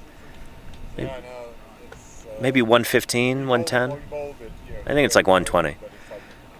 Things from like Paluxysaurus and something similar to Acrocanthosaurus. Each of these different footprints is going to have a name. An ichnotaxon, like I was saying. But really cool stuff. Yeah. A lot of that stuff nowadays is more available for scientific study than it used to be, in the sense that the Paluxy River region, like many parts of Texas, is in a bad drought, and a lot of these things that used to be covered up by the river are now exposed on the surface. So yeah. Oh, and Eddie Indeed says there's still a debate about some of them too much resembling human footprints. It's not really a real debate. I didn't realize you were getting into this. For a long time, there have been hoaxes where there's a really good video about this that, what's his name? Dan Olson, I think, produced on YouTube. He's a really good, like, video essayist, and he's got a long video about this. It's super well produced. But local people who live in that region would sometimes carve out, like, they'd cut out these dinosaur tracks out of these trackways, and they would sell them, like at the gas station or at a local rock shop or, you know, whatever. And sometimes tourists would buy them. But then they realized if they carved out fake footprints, then they could make them look even prettier and more like, I don't know, interesting looking, and those would fetch more money. And they found that if they carved out fake human footprints alongside the dinosaur tracks, people really wanted to buy those. And then some creationists kind of got taken in by this. They got fooled. They're like, oh, this shows that, you know, that dinosaurs and, you know, big Acrocanthosaurus-like dinosaurs and human beings walked together. They lived at the same time. So yeah. And that's how this whole, like, man tracks thing kind of came to be. A lot of creationist organizations have really run with this. And some of them, I think, like Answers in Genesis, which is not an organization that I respect or support in any way, even they are like, yeah, these things are probably fake. Like, even we have to admit it. So, yeah. You know, this stuff probably isn't real. It's like, then you know it's really not real. Oh, boy. But, yeah. Anyway, that's what kind of started this whole phenomenon. And sometimes there'll be little theropod tracks of three-toed meat-eating dinosaurs, like ornithomimosaurs. They're going along, and, like, sometimes parts of the trackways get eroded, or there is weird preservation, or the toes squished together for some reason as the animal's walking through the mud. And so they kind of look almost like a crescent moon or something. And so people go, oh, that's a man track. But if you follow the tracks up or down the trackway, you see the toe spread out again, and it's very clearly a theropod dinosaur. So, yeah. Anywho, yeah. I want to say the guy's kids came out and said they were a forgery. That's happened in a few cases. There were multiple forging man tracks in those, yeah. Have you been to the Creation Museum? Not the one in Kentucky, but I have been to the one in Glendive, Montana, and that was strange. Here, I'll talk about that in a second. Let me get some water.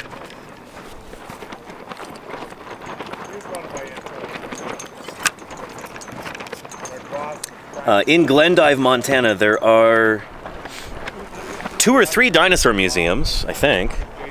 At least 1 or 2. There's also Makoshika State Park, which is some excellent Hell Creek Badlands out there. But they also have the Glendive Dinosaur Museum, which is a creation museum in disguise. They kind of do a bait and switch, where they're like, oh yeah, well, we're the biggest, coolest dinosaur museum around. Come see the dinosaurs. And you go in, and you go, oh boy. No, these people are trying to convince you that dinosaurs were on Noah's Ark and that the Earth is only 6,000 years old and all this other stuff. It's pretty bonkers. And they must have had a huge budget to build this museum. It's not really a museum in the sense that there are no collections that I'm aware of. It's just an exhibit hall, essentially. A real museum actually has, you know, like a research department. They actually have collections where people go do research on specimens. They might have a prep lab if it's a fossil museum, where they're cleaning the fossils and everything. I don't think the Glendive Dinosaur Museum has this. It's essentially just like a Trojan horse kind of thing. Like, oh, come see the dinosaurs, and then they try and convince you that, you know, the Earth is only 6,000 years old and that living things don't actually change over time. Oh, evolution isn't real. So it's pretty dishonest in that regard, in my opinion. But they've got a ton of fossil casts. Like, they must have spent a fortune on this. Stuff from Mike Trebold, I think, from Trebold Paleontology. They've got like a Tyrannosaurus and an Acrocanthosaurus and a giant mosasaur and a bunch of other stuff. And then they have displays with like little model dinosaurs walking on a Noah's Ark and dinosaurs inside of the Roman Colosseum. You know, oh, the dinosaurs were actually dragons and all kinds of stuff like that. It's bizarre. But, yeah, people watching from overseas right now are probably going, what in the world? What's going on there in the United States? And you are right to ask that question. It's crazy, like the people currently running the federal government, many of them are like trying to sell these beliefs to everybody. The guy who's second in line to the presidency right now, Speaker of the House Mike Johnson, is an ardent young Earth creationist, as I understand it. So like, these people run the country. It's bonkers, you know? It's like if you had a government run by, I don't know, flat earthers or something. It's the same level of ridiculous. But that's where we're at. Yeah. Reiko says the USA is pretty institutionally anti-science these days. It's not great. Exactly. Yeah. Anywho. But that's one of the reasons why I do what I do, you know? In order to have that belief that, oh, the Earth is only 6,000 years old and, you know, people walked alongside Stegosaurus and there were dinosaurs on Noah's Ark, you either have to believe that people like me, and all of us here in this quarry, are either devious liars or incredibly stupid. It's kind of infuriating. Like, the work that we're doing here,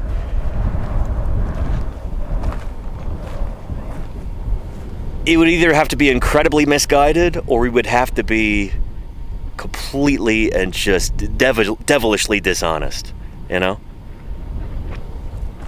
If the Earth really were only 6,000 years old. Like, there are trees that are almost as old as that are still alive right now, you know? Bristlecone pines in Southern California that are nearly that old.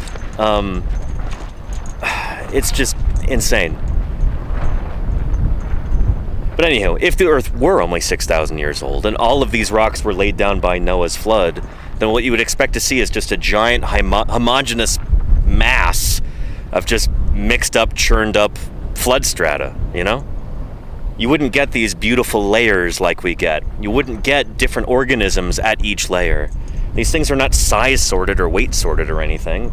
They're in different layers because these critters lived at different times, and the lower ones are older than the ones on top. I don't know.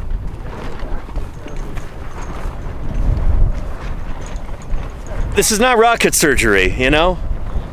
But as it turns out, the people who want you to believe that the Earth is only 6,000 years old, they didn't arrive at that conclusion based on logic or evidence or anything.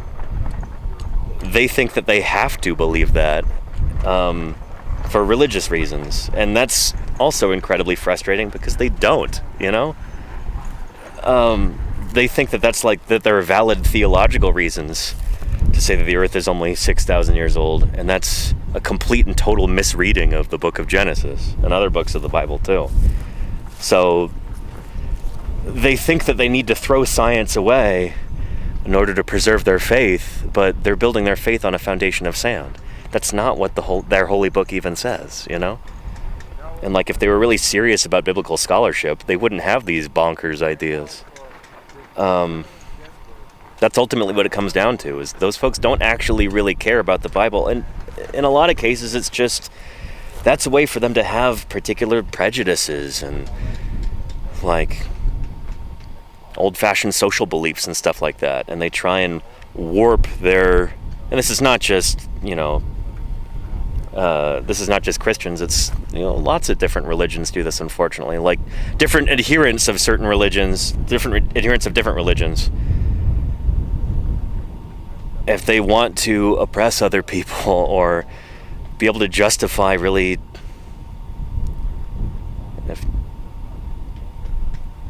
nasty social organizations and stuff like that, if they want to be able to exploit folks or exploit the natural world, they'll try and warp these theological texts to suit that. And it's a perversion of reality and a perversion of their faith. And that's my opinion anyway.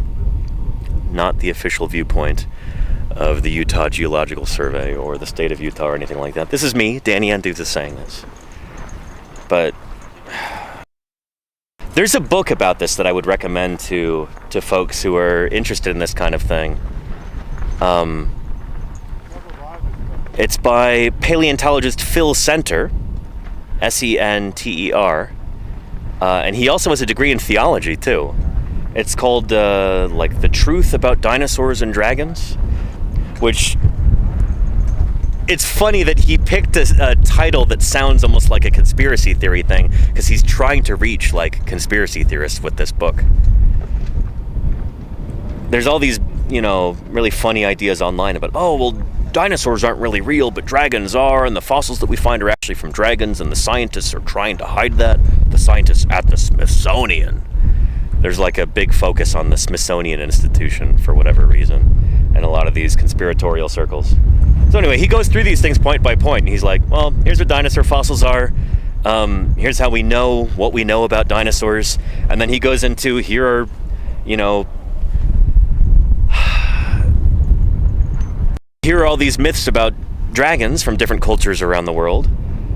And he goes into where these myths come from, and he kind of lays out the facts there, so you don't get tripped up by all this internet nonsense, conspiracy theory stuff.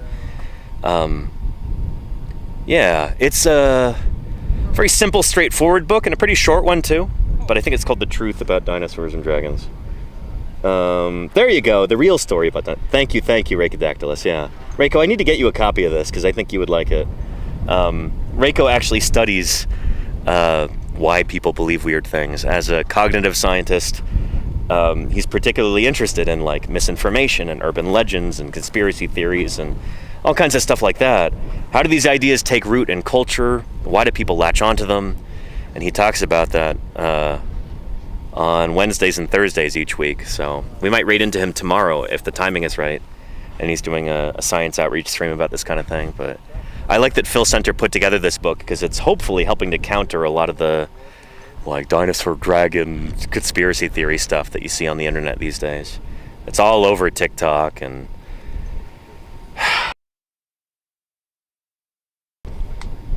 Yeah. And Telekinesis, I have the Dinopedia by Darren Naish. It's a neat little book to different parts of dinosaur paleontology. I would recommend Dinopedia. Yeah. And yeah, Reiko says my research, Reiko's research in particular, a lot of published stuff, provides support for what Danny said about these anti-science beliefs being used to justify and reinforce desires for oppression and social dominance. Yeah. I don't know. Beware of somebody trying to, like, sell you an outlandish idea because, well, they're trying to sell you something. Yeah. Anywho. And Cozy Kestrel says, are you telling me Nessie isn't a dinosaur, Danny? You're breaking my heart? I mean, no. On multiple levels, Nessie, the like Loch Ness monster phenomenon, is not a dinosaur. I mean, even the people who like think that it's a giant prehistoric reptile don't think it's a dinosaur. They think it's a plesiosaur, maybe. And plesiosaurs are not a kind of dinosaur. But no, there's not a plesiosaur in Loch Ness either. The cool thing about Loch Ness is, like, it's a really cool, naturally occurring lake. It's really deep, it's really cold, it's really murky. It's it's pretty inhospitable. There's not a lot of living things in there. But it's also just cool, like, to see how myths and legends evolve over time, how they develop. And for Loch Ness in particular, I do a couple streams about this a year, usually. I'll probably do another one this year, maybe around Halloween. We did one in April, I think, on the anniversary of the publication of the surgeon's photo, that famous, like, Nessie photo that now we know is a hoax, with the head and the neck coming out of the water. It was, like, literally proven to have been a hoax. The perpetrators used a little, like, metal submarine from, and then put like plastic putty over the top of it, sculpted it back. It looked like a plesiosaur or a sauropod or something. But it's pretty well understood nowadays that the whole Loch Ness monster phenomenon actually started because of the 1933 film King Kong. When you see that movie, there's a big sauropod, Brontosaurus, in that. And it comes up out of the water and it knocks over this raft and it's like eating some of the sailor guys and like just wreaking havoc. It was that, and then maybe the plesiosaur scene later on, those two things conflated, that kind of gave people the idea that, like, oh, well, if there's something weird in Loch Ness or a plesiosaur or something. Yeah, that movie came out just before the whole Nessie craze really took off. And that does not seem to be a coincidence. So, yeah. Anyway. Yeah. But yeah, and I know you're joking, Gay Hibiscus, yeah. Yeah. But, yeah, anyway.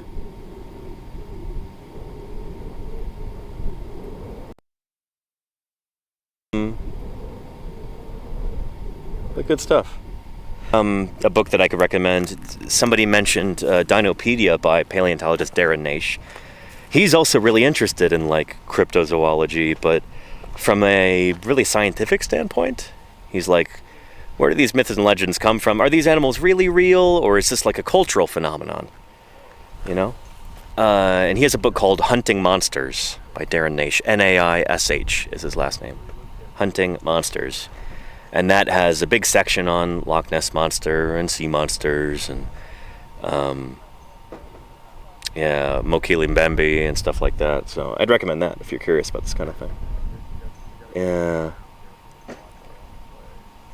Anywho. And Eddie Indeed says, not gonna lie, obviously rubbish, but nowadays we keep finding earlier and earlier human remains. Well, that's the thing, is that those earlier and earlier human remains are only going back less than 1 million years. And the last of the dinosaurs, except for birds, died out 66 million years ago. And we already have, like, the ancestors of humans, things like Australopithecines from about 3 million years ago, if memory serves. So, like, that's a long time. You're talking, 60 plus million years in between the extinction of all the non-bird dinosaurs and the evolution of hominids. So, yeah. Yeah. Anyhow. But good stuff. And thank you, Casey, for pulling up that link. Beautiful. I appreciate that. Yeah.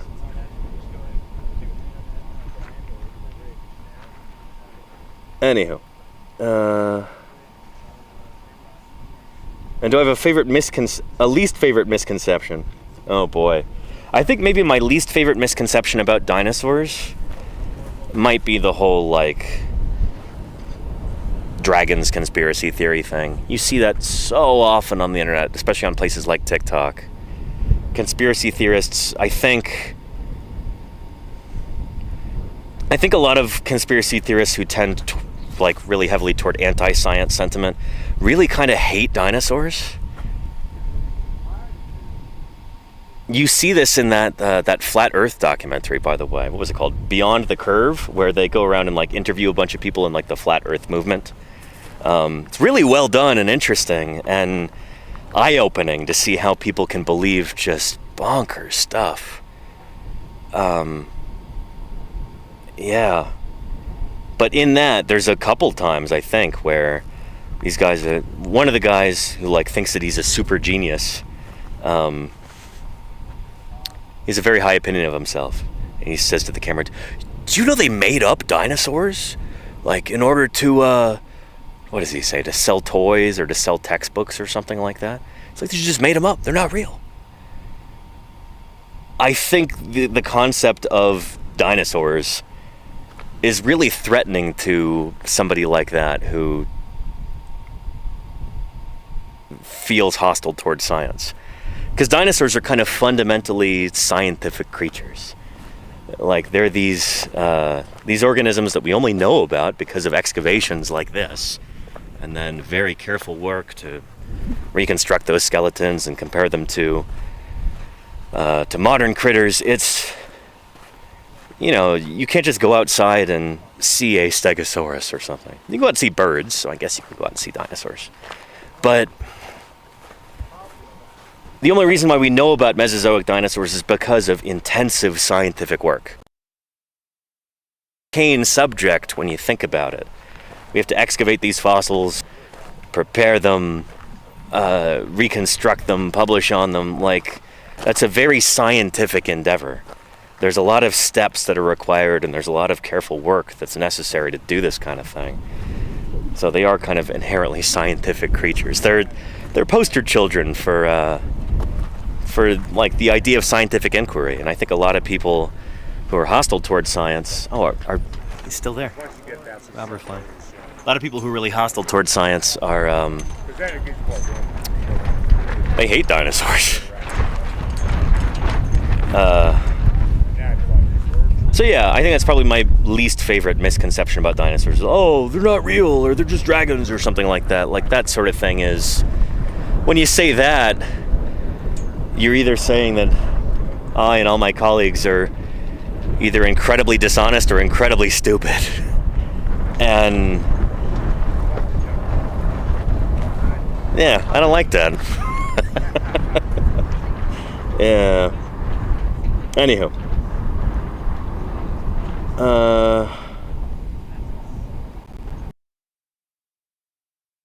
And there you go, gay hibiscus, yes. Oak Street, yeah. I haven't even seen a trailer for that, I don't think, Squiggle, so I don't know anything about that. Is that out? I've been out here digging dinosaurs all summer. I'm out of the loop with some of this paleo pop culture stuff. And there you go, Pate B.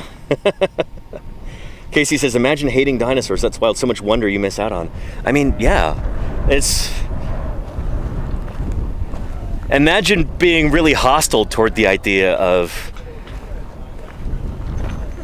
figuring out that there was a huge clade of,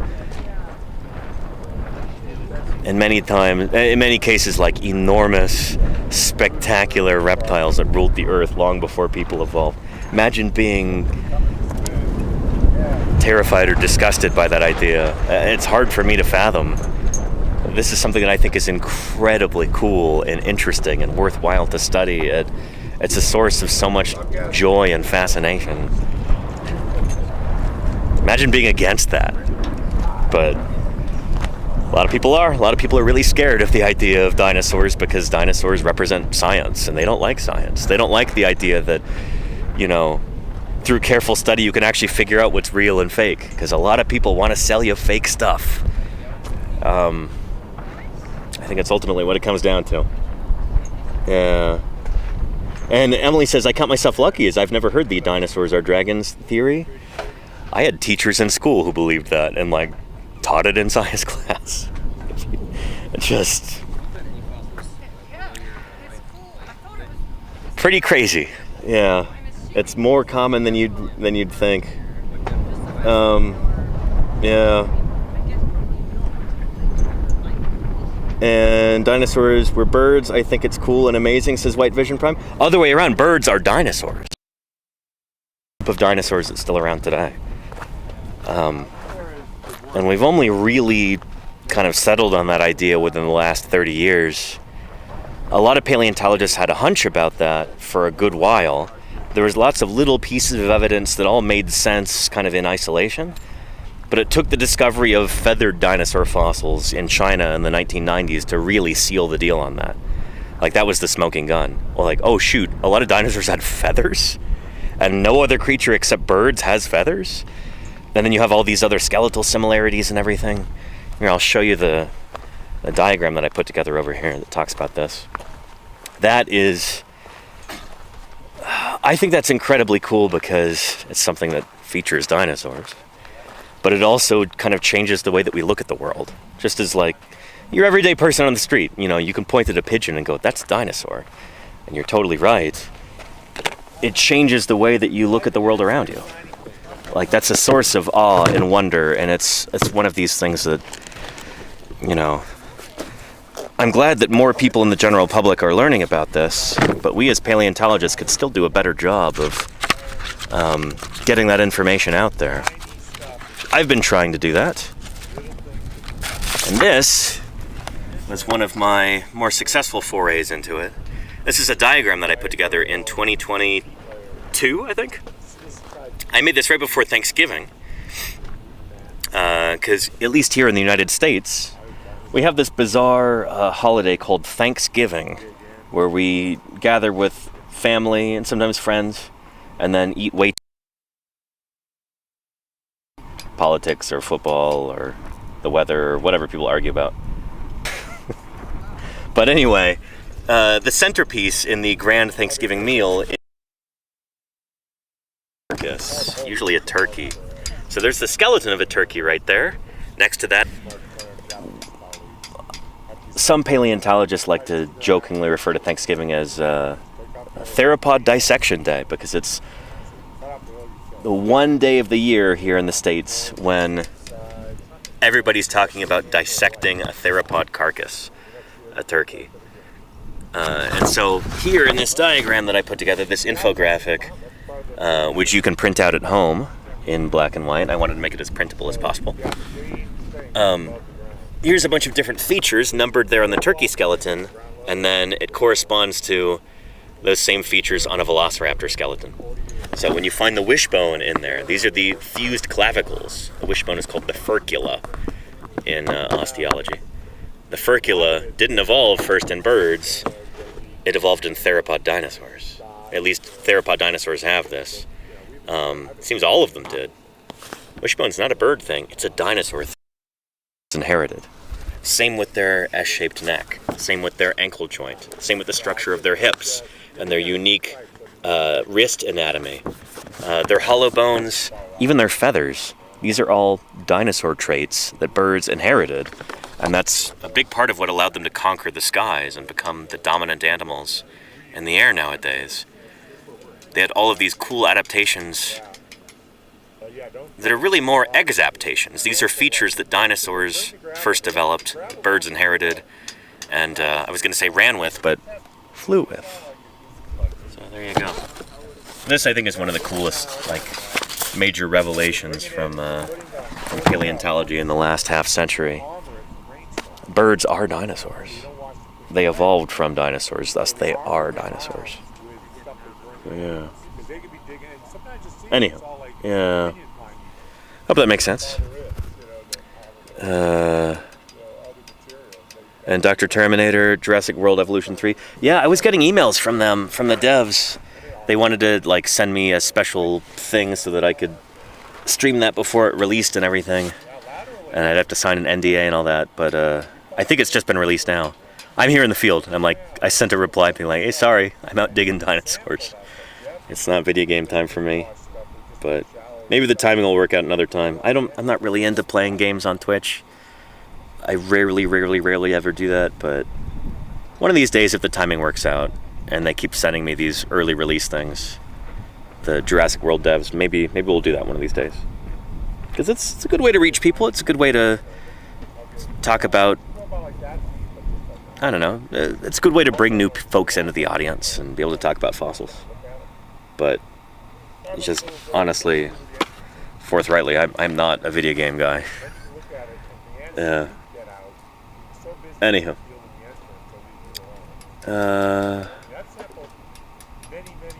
I try not to be jealous. I mean, Casey,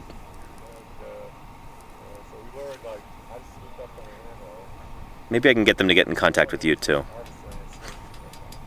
Maybe as an apology for my not being available or honestly all that interested. Yeah. We'll see, Casey, we'll see. I trust you with that, and I think they might be pleased to have your contact info. Yeah. Yeah. And Pierre says, if birds evolved from dinosaurs, why are they not reptiles? No, they are. Birds are reptiles. That's the cool thing. Birds evolved from dinosaurs. Dinosaurs are reptiles. Birds are reptiles. That's something I talk about all the time on these streams, is the classification system that you learned in 3rd grade or whatever, back in elementary school or primary school. That is incomplete, maybe borderline false.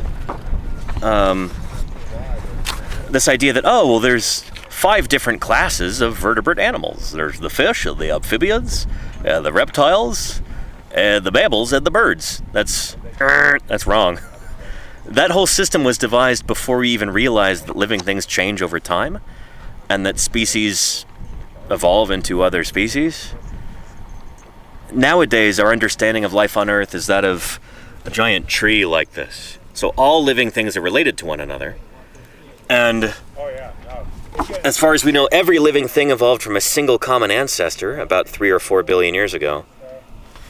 And all of the vertebrate animals with bones, evolved from fishes. So you've probably seen illustrations of fishes coming up onto land, like taking their first steps on dry land. It's kind of like a famous trope in like history of Earth art. Critters like Tiktaalik, coming up onto the land, and but that's true. From some of these first lobe-finned fishes with functional limbs, things like Tiktaalik right here, you had the amphibians and the reptiles and the mammals evolving. So these different groups split off and started doing their own thing. Reptiles, including tuataras and lizards and snakes today, they lay eggs on land. Dinosaurs evolved from one group of reptiles, so dinosaurs are a kind of reptile. And then birds over here evolved from dinosaurs, so they are a kind of dinosaur. But you can trace this back. Birds are a kind of dinosaur. Dinosaurs are a kind of reptile. Reptiles are a kind of sarcopterygian, lobe-finned fish. And you can trace that all the way back to the dawn of life.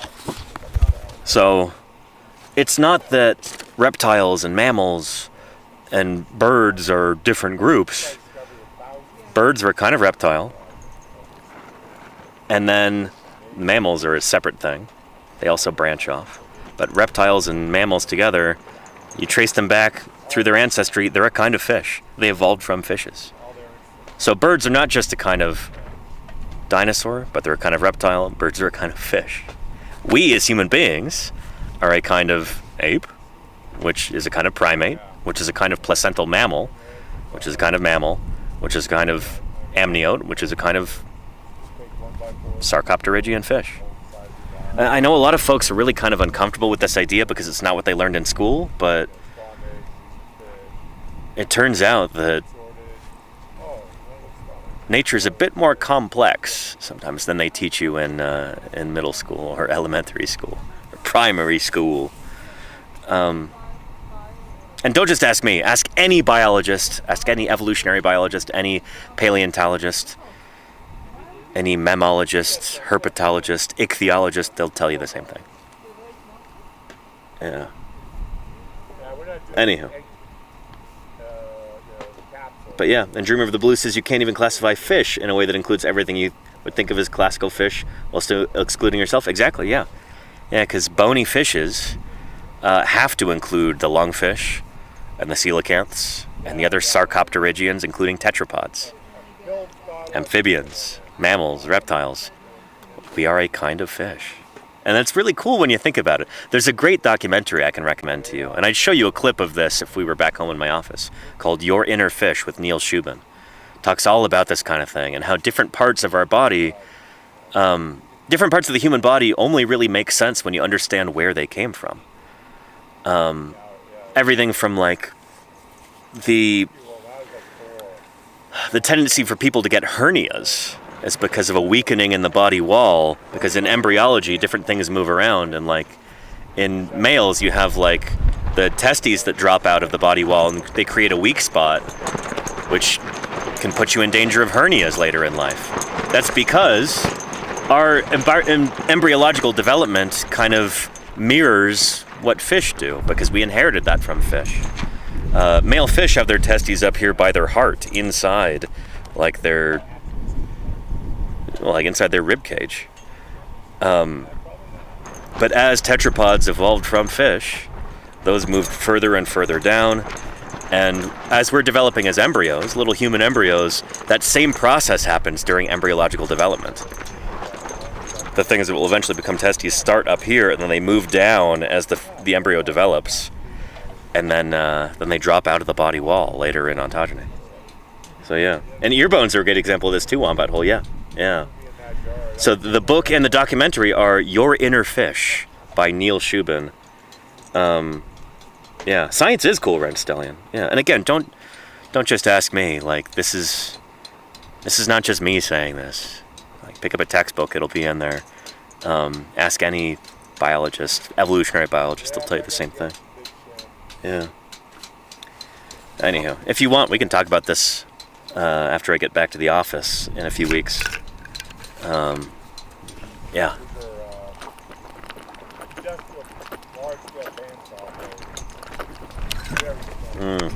As early as next week, really.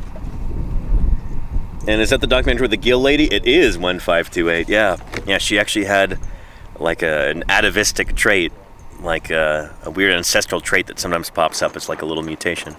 She had like a little gill right here, just like this little opening next to her ear that corresponds to the gills of fish. Sometimes those ancestral traits still pop up nowadays, even hundreds of millions of years after our lineage split with the other fish. It's pretty cool. Yeah. Anywho, it's neat stuff. Whale hips. There you go, Dreamer of the Blue. Yeah. Anywho, let's get back into the quarry and look around a little bit. If you're just joining us, welcome to Paleontologizing. My name is Danny Anduza.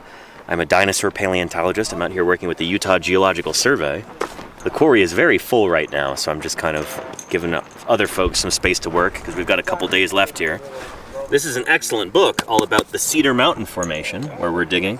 And we're in the very bottom, the beginning of the Cedar Mountain Formation, the very dawn of the Cretaceous period. And this illustration in this book is actually of right here. So this digital painting is right here. Mierosaurus, this big long-necked plant-eating dinosaur getting stuck in the mud, that skeleton was discovered literally right over there. I could throw a tennis ball and hit that hole over there where this was dug up. Yurgavuchia, this little velociraptor-like, probably feathered dinosaur, came from right over there. We've got a dead chomped on by some crocs. We've got bits and pieces of this guy from this quarry and that quarry and spread out all around. And these are some beaky plant-eating dinosaurs. We've got a brand new species of this critter, as you see there. It probably didn't have a thumb spike like you see in that picture, but anyway. We're excavating those critters right now. And hopefully in a couple of years that's going to be published before too long. But yeah. Oh, and Coakinesis, this book is phenomenal. We have a special command for this. I think it's ! Krista, after the author, Dr. Krista Sadler. Krista Sadler. She has a master's degree. Anyway, Dinosaur Frontier, Utah at the Dawn of the Cretaceous. This just came out last year, and it is all about the Cedar Mountain Formation. This extremely important set of rocks here in Utah that are helping us understand the middle of the age of dinosaurs. This was all totally a blank spot on the map just like 30 years ago. But now, thanks to the work of folks like Dr. Jim Kirkland over there, now we're starting to figure this stuff out. And that work continues. This is really one of the big game-changing hotspots for dinosaur paleontology in the US over the past few decades, which is why I'm really proud to work here. Let's jump into the quarry there and look around a little bit and see what's up.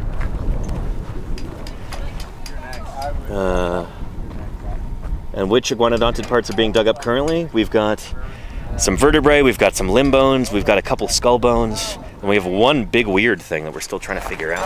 I'm not looking to use it. I'm just wondering why there's a sheet of plaster. Did I apply plaster incorrectly? Oh. I thought that was the only one so far that actually eat the drug. Did the captain No, this is just Are we signing this like a yearbook? Oh, that's a great idea, Aw, Jameson. That's cute. Is that fair? Oh, that's lovely. Look at what Ethan wrote. Ethan! Touch it with your finger. No, that's thin. Danny's next. I'll hold your You'll hold the camera? All right, And yeah. I'm gonna These put a are little 72 is the kitty same. Regardless, it's just Yeah, it's how you mix it. there. Oh, touch it. Okay, here you go. Yeah, thank you, Jameson. All right, get the chapeau. All right. D72 is just the numbering system for Yeah, it's the the product. grade of the plastine. Annie. Well, you get to know your glue. This is not a 72. smooth surface to write on, No. but I'm doing my best. All the different ones you use. Like, use all Danny and Duza. I think I spelled it right. There we go. You think? I think. We'll see. Thank you. Yeah, excellent. This is a great And idea. look at Nick's. I mean, that's just spectacular. Yeah, Nick Oliver. No. That's awesome. I love that, yeah. That's Good beautiful. stuff, yeah. Excellent. You know, that's another one with a complete root on it. Be prepared. Okay. So what's this for? Your souvenir. I do have two hands. Can you believe it, Reaganation? You can usually see both hands when I'm back home and I have a stationary camera, but here It just I floats need to around you. glue. It's just like there you go, like in a video game, yeah. It's like a This drone. bit came off, and I've just put it back in the right place. So Anyway, anything cool and new over here? there's a bone right there. Oh, bone. Very nice. We've been putting it back together. Yeah, that's okay. my bad. I did a big oopsie, and We had the I bucket, so we found have the pieces. severed, Oh, nice. severed it.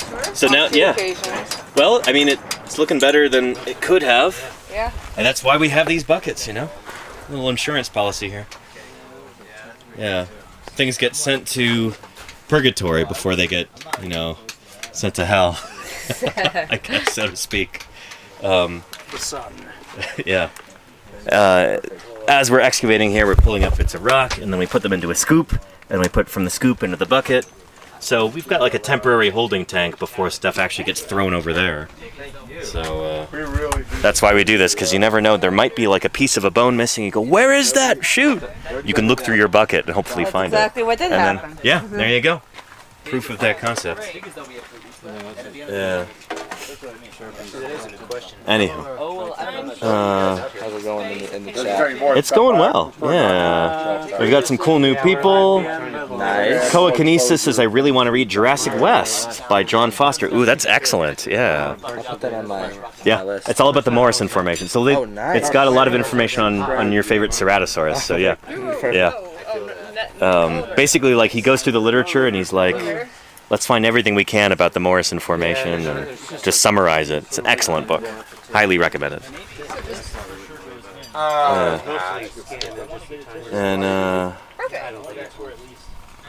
Yeah, and Rushwing, that's to steal that, actually. The bucket is our Control Z, you know, thing. You just look through the bucket and hopefully you have that file that you deleted, the piece of bone that you've accidentally thrown away. Sometimes you have to empty one bucket into another looking for things. There you go. Oh, is that what you're doing now? Yeah. That's how it goes sometimes. Shame. I mean, at least he didn't already throw it out. That's the first. How you doing, Luke? I do?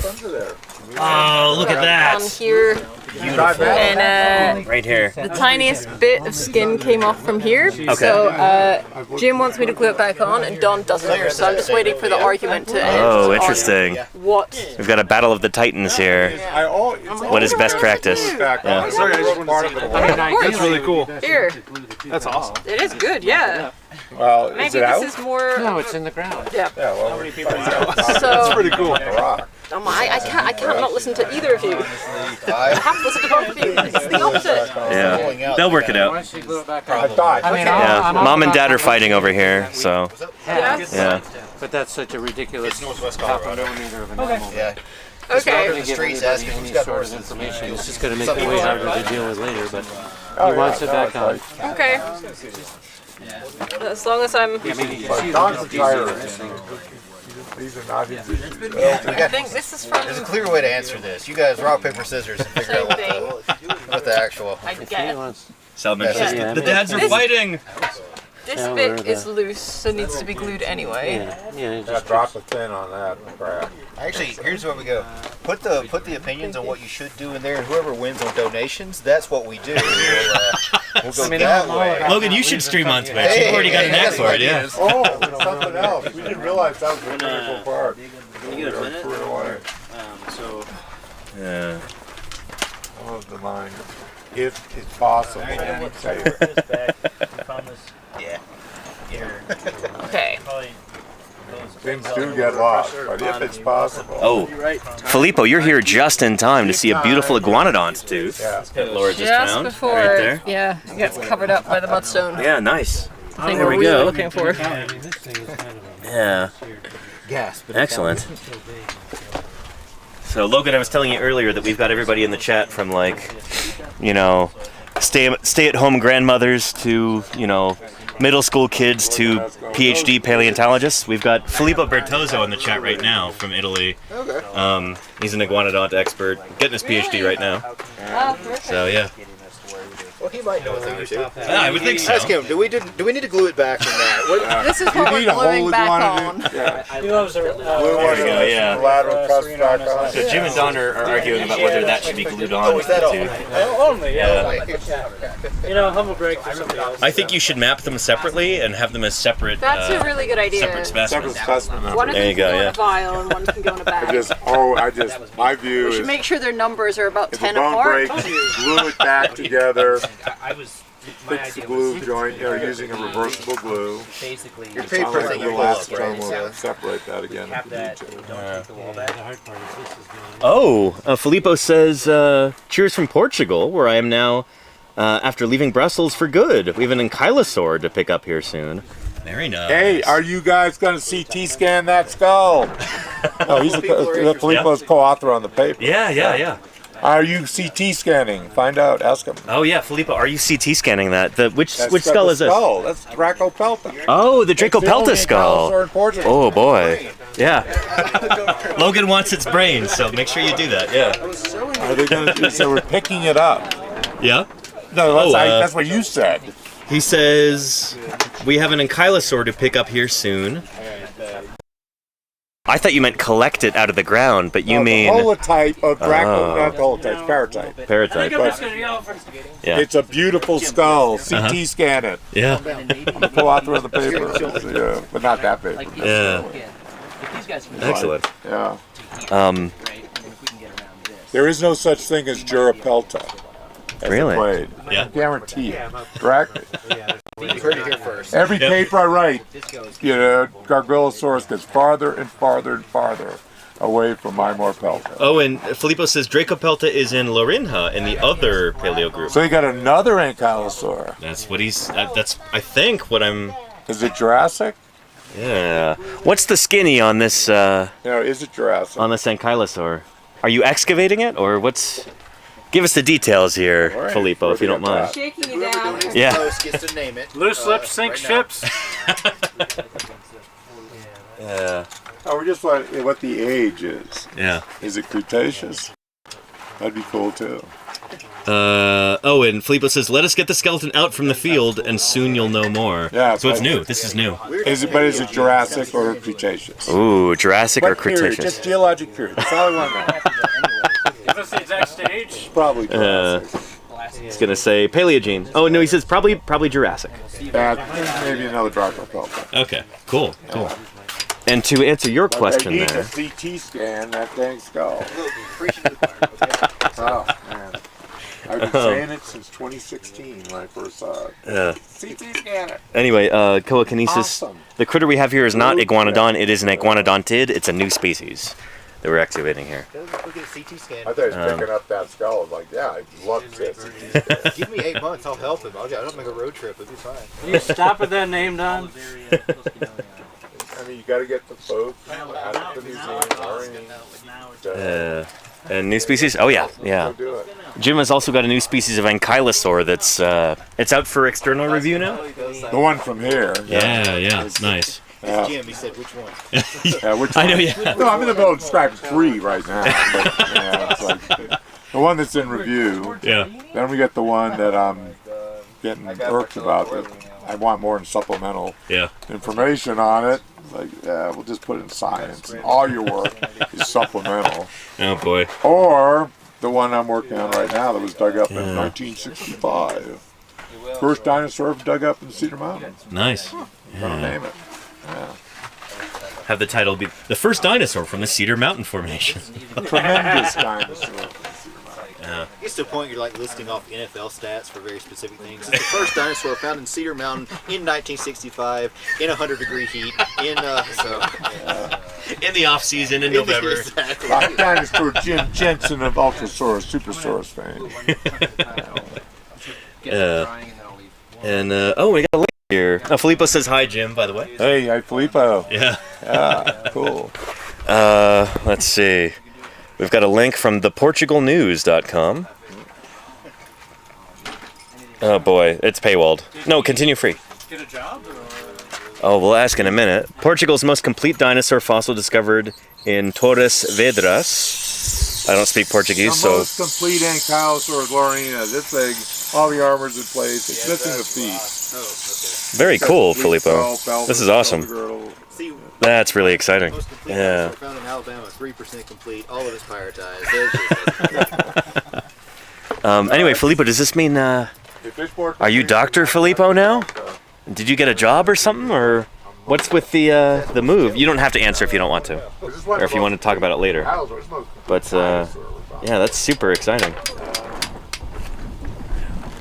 And Coakinesis says, anyone know a reputable and regularly updated dinosaur paleontology news site or page? I'll give you a link. Yes. Here we go. Wikipedia actually has a page for this. 2026 in Archosaur Paleontology. If you don't do this phylogenetic thing where we say all the Jurassic Not Pseudasuchians, not Crocodilomorphs. New dinosaur taxa, there we go. And how do I share this? Share. Copy. There we go. Yeah, bingo. When on New Year's Day 2027, just go to the 2027 page, but this will be good for the rest of the year. Anytime there's a new dinosaur taxon or, cool new paper that comes out, it will usually show up on that Wikipedia page. It's updated all the time. Somebody published this. Yeah. Get this out of here. Oh, and I totally forgot Filippo. I'm sorry. You've been Dr. Filippo. Did my PhD in 2021. Got my second postdoc at University of Lisbon to start in October on ornithodyrene metabolism. All right. Postdoc number 2. Well done. That's awesome, Filippo. It sounds like it. Sorry, I was mistaken about your current status. But congrats. That's awesome. Oh, man. Portugal. Way more infighting in Spain. Portuguese dinosaurs. Ornithodyrene metabolism. That's pretty neat. That's pretty neat. Second postdoc after 3 years of unemployment. I'm glad you got it. Yeah. Next up, curatorship. Two dinosaurs. Names as fast as you can. Let's go check in on Fisher over there. I think we'd have to get a little deeper. Let's get some more. I got in trouble with that from the survey. Why are you doing this? We'll get the skirt on it. Oh man, he covered it up. It's a cover up. It's all gone. We're gonna send it to space. Yeah, I just have to entrench now. Nice. Back to the trenches. Yep. The psalm over here. The psalm. It does look like we have a little bit of enemy insurgents encroaching here. Uh-oh. You're gonna have to neutralize them. Yeah, which could... Yeah, Fisher's got another bone coming out there. Yep. Well, find a femur sticking out in the trench. Yeah, that would be really awkward, but it wouldn't be the first time that this has happened. Nope. So. This could be a repeat of 2024. Yeah. Yeah. We shall see. Just find everything massive Yep. at the very end. It's going to be a kind of tight last few days. Yep. Working on this stuff. Again, we just have the rest of today and tomorrow to do these excavations. Maybe we'll work a little bit Thursday morning. No time for lollygagging. Nope. Yeah, or dilly-dallying, or no time for jackanapes. Yeah, he was here. Yeah, good luck, Fish. Okay. Well, I was trying to get him it's better No shenanigans, zero shenanigans. You cannot do that. green and circular. Look more like color, texture. That's why I was. What's that? It's like bubbly. I'm learning the difference between a root and a fossil. Yeah. It's like green and bubbly. Yeah, yeah, that's and a root. Circular. Probably Tempskia. Tempskia sounds like it should have a song about it. You know, and it's like, I'm not even sure, I don't think the tail Big, might like, have operatic song. Look at the numbers, but the tail and the forelimb stuff, Nice. maybe different animals. Yeah, Well, actually, that's big giant, jacket big here. radius. This is going to be That's a third a challenge to animal. get out. We'll see if they can do Two it. animals or neither of these. I'm sorry, Nick just looked at me. Nick will. Oh, look at all this over here. Yeah. Oh We've got a boy. bunch of these animals there now. Yeah. Nick, how would you feel about spending another 2 weeks out here? Yeah. I just don't steal it from him, so. Yeah, no. Part of me wishes I could. Yeah, I'm putting, what's his name, in Port Spain on it. It's supposed to cool off, right? Right? Well, I mean, it it's not supposed to get hotter, hopefully. Okay, that's all I need. I know how it could. Luis Alcala, he's the one that got it, CT's. Sorry, Danny. Oh, sorry to you. I'm in your way, Marcello. You're good. Yeah. I saw you. Indoors and other things. Yeah, it's just a feeding frenzy over here. Well, we're feasting on this tasty outcrop. Squiggle says that's a huge plaster jacket, and that's only half. I mean, it's going to have to get bigger. Look at all the bones that just popped up on the little peninsula behind Give it. me another week and I'll maybe be doing paleo or doing grading or something. I know which one I want to be doing. So Yeah, and I'm going to be back in 3 days. I want to finish this other manuscript. I was describing armor when I finally, I've got to get out of here. I got to go do Yeah, let's go see what Uncle Don is up to over there. I got to leave the office. And then maybe we'll bug Grace about her social media stuff, because I think you might be interested in that chat. Yeah. Glad I didn't forget this time. Not yet, at least. We got it over here, Don. Oh, you don't want to know. Oh, okay. Now this is a jacket that, yeah, some stuff fell out of it, so Well, Don is it didn't triaging. flip deep enough. Yeah. Oh, but that chunk is nice though. You got that out in one piece, more or less. Yeah, well, almost. Yeah. Okay. What do you think is in there? Is it a centrum? It's got to be a vertebra, yeah. Yeah. Okay. Yeah. I've told this kid. Yeah. Stuff over here.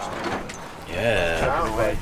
Oh yeah, you moved the ugly jacket that I was making. Oh wait, no, that was that one. Never mind. This is the The ugly one's already gone. This was the humorous. Oh, that's the ugly one I was referring to. Yeah, still in the ground. But yeah. But yeah, that's the humorous. So Nice. A humorous it turned into. that one that was up here. It's been a humorous for. Oh, okay, cool. Well, what was the guy that was right here then? Oh, I don't know. Some rib or something like that? I mean, yeah, it was already covered when I got here. Right, yeah. And it's this bone. Yeah, we've got a fragment and probably another fragment. Uh-huh. But I got that weird vertebra right here that looks like I came for shenanigans. I'm getting non-dinosaurian, so that's Oh, it looks non-dinosaurian? Yeah. So you have a non-dinosaur critter. Yeah, Very exciting. potentially like a crop or something. Yeah. So yeah, I don't know. Nice. I think that's stuff that kind of stepped on. Stepped on in the Cretaceous, right? Yeah. Thankfully, yeah. Yeah. You certainly have things. And so again, a lot of this stuff was just lying on the surface 142 million years ago. Just rotting, getting stepped on in this ancient swamp before it actually got buried. But yeah. Oh.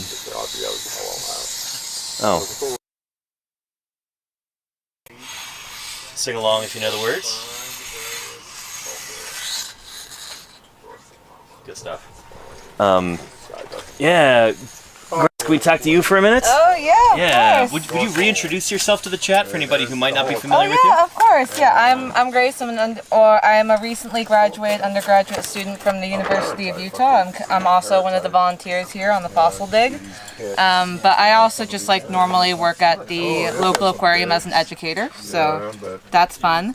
And I hear that you would like me to introduce my Instagram as well. Yeah. After just a second, we want to see that necklace first. I think Oh yes! Oh my gosh! Yes. That's really I love this TikTok necklace. He goes everywhere I go. We were just talking about tetrapods. I even wear it when I shower, so it's clean. Nice. Not right now, but it is occasionally clean. But yeah, when we've got volunteers or other people who do cool stuff outside of the quarry, sometimes we like to highlight that. So what's your Instagram, Grace? Yeah, so my Instagram is Permian, like the time period, _ Polaris, like the North Star. Okay. I will give a tad bit of a disclaimer. I definitely think it is a PG-13 for suggestive content Instagram. I see it as a form of art, but I know that other people are not really into that, so tread carefully if you would like to visit. People are intrigued, yeah. I make costumes, not all of them I make, but I definitely, it's a big part of what I like to do in my free time. I'm making an armor set right now. I'm even working on it, crafting it at the dig site, at the campsite. That's what you've been working on. Yeah, that's one of the many costumes I'm making, Pretty neat. So yeah, Squiggle says, aquarium worker, awesome. Costume making too? With exclamation marks and question marks. Oh yeah. Yeah, here, let me type that into the chat. It was Permian. It's all lowercase, Permian _ Polaris. I think it's a very. It's not what So one of the mods can take that and find it on Instagram. Yeah. Thank you, Grace. Cool. Yeah, hopefully we'll get you some follows and people will see your cool stuff. Oh yeah, if you guys see my stuff, feel free to comment. Be respectful, of course. I have a few. There's this one video I have on there of me giving my friends a vertebrate phylogeny presentation talk right after a photo shoot, so I'm in costume. So if you see that one, you can comment being like paleontologizing probably here. Oh, that's really cool. Okay, nice. Yeah. Excellent. Well, thank you, Grace. Yeah, of course. Yeah, we'll have people check that out. Give Grace a follow if you happen to be on Instagram, and check out her stuff. So yeah, I don't know. One of the points that I try and make while I'm out here is that lots of different people do paleontology with lots of different interests and backgrounds and proclivities, and it's cool to be able to share these things with each other, and I feel like it helps to humanize us as scientists. There's this helpful stereotype or archetype of the scientist is just like somebody who's only a white coat, just very bookish and reserved, and yeah, some people are like that, certainly, but paleontology contains lots of different people doing lots of different cool stuff, and I like to highlight that, you know? It's important to humanize us as scientists. So, yeah. But good stuff. The fossils themselves. Some of the bones I can see clearly, others are just, I'll take your word for that that's a bone there. This camera is not really the best for that kind of thing. It's got a wide field of view, it's sort of a fisheye lens. If I had like a zoom lens, it might be easier to kind of help pinpoint things, but yeah. If anything, I hope that I'm helping to counter the idea that when you find fossil bones in a dinosaur quarry, that they're like beautiful and super well defined and like you can instantly tell what it is, just like in Jurassic Park. It's not like that in real life. It's a bit more complex, and the work that we do is more careful and meticulous than I think a lot of people realize.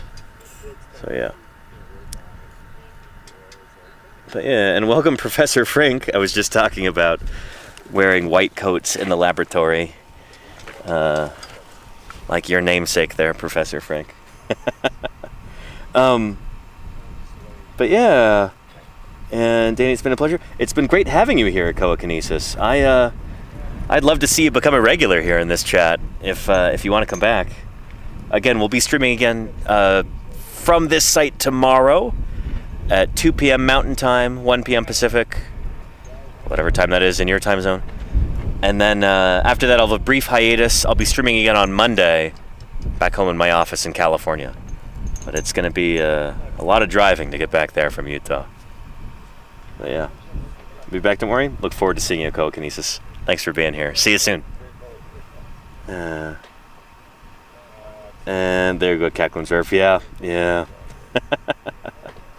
And yeah, Peppercat. I'm not wrapping things up. I'm just saying goodbye to Coakinesis. We've got at least another half an hour here, if not longer, in today's stream.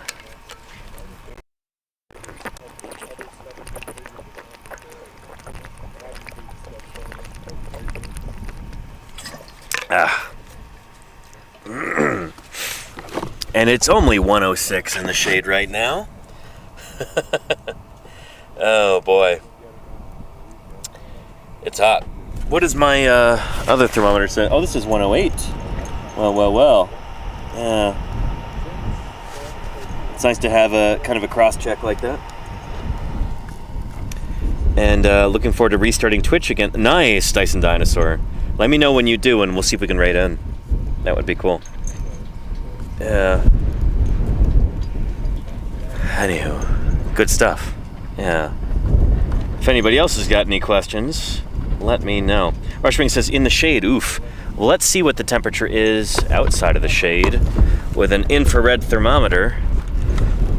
This is a part of the stream that I like to call shoot a laser at the ground and see how it's way too hot.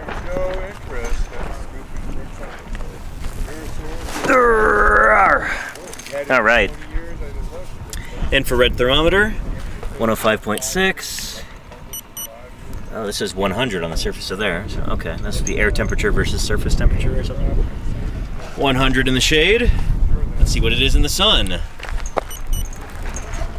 119.3. That's pretty hot. Let's try these aluminum. Ouch, that's hot. Aluminum conduit.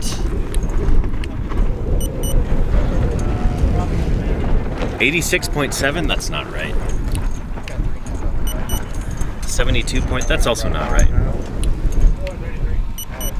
123.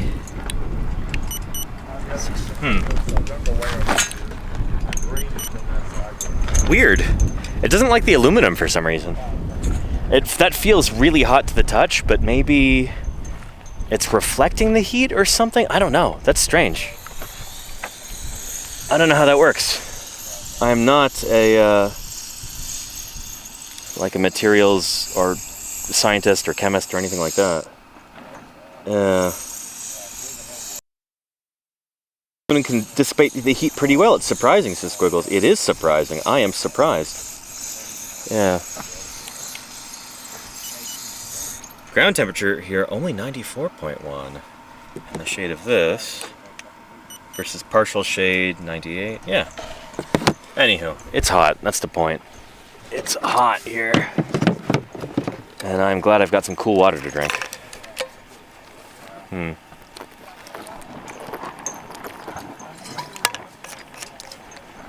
I gotta remember to grab that leatherback turtle skull when I'm going back to my tent, so I can show that to Jim and anybody else who's interested, and Ryan too if he's sticking around. Not Ryan, Logan. There's also a Ryan King, and I gotta make sure not to get Ryan and Logan King mixed up. Yeah. And Captain Cat says, was the bone you found the other day the one you've been hoping for, missing for years? I think it probably is. We won't know for sure until we get back to the laboratory and open that up, see whether that is a squamosal. But let's ask Ethan about that real quick, because he was in charge of that. He found it, he excavated it, and collected it. I betcha that's going to be one of the first things opened up in the lab when he gets back, and Ethan actually works on that kind of thing. So let's ask him about it real quick. Yeah.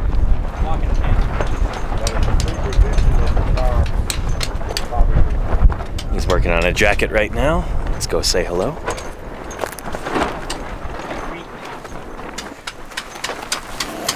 There we are.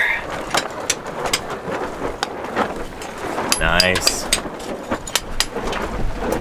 Getting things out. Beautiful. Ethan, we had a question about that squamosal from a few days ago. Do you still think it's a squamosal? And that's the most probable explanation. Okay, nice. And when do you think you might know? Will that be one of the first things opened up in the lab? Yeah, probably this month. Nice. All right. Cool. So Ethan works for the Utah Geological Survey and does a lot of prep in the lab, so he's here for the entire process, from excavating these things to prepping them in the laboratory. It's exciting stuff. Maybe we'll go say hello to Keegan over there while people are working over here. And then I could almost barely move. It was swelled up pretty good for like a month and a half. We'll get updates by October. Maybe Squiggles, yeah. Yeah, it was around this time last year. Tegan, can we say hi on stream for a second? Yeah. Tegan, you still at Utah Raptor State Park? No, I guess I didn't quit. It says it's a seasonally thing. Oh, gotcha. My season ended and then I moved on. Yeah. So I'm working with Marcello. Oh, nice. Okay, doing paleo mitigation? Yes. Yeah. Nice. Cool. Yeah. So I've been doing a lot of the Clovis, New Mexico stuff. Nice. For a while, which we didn't find. We found a little bit.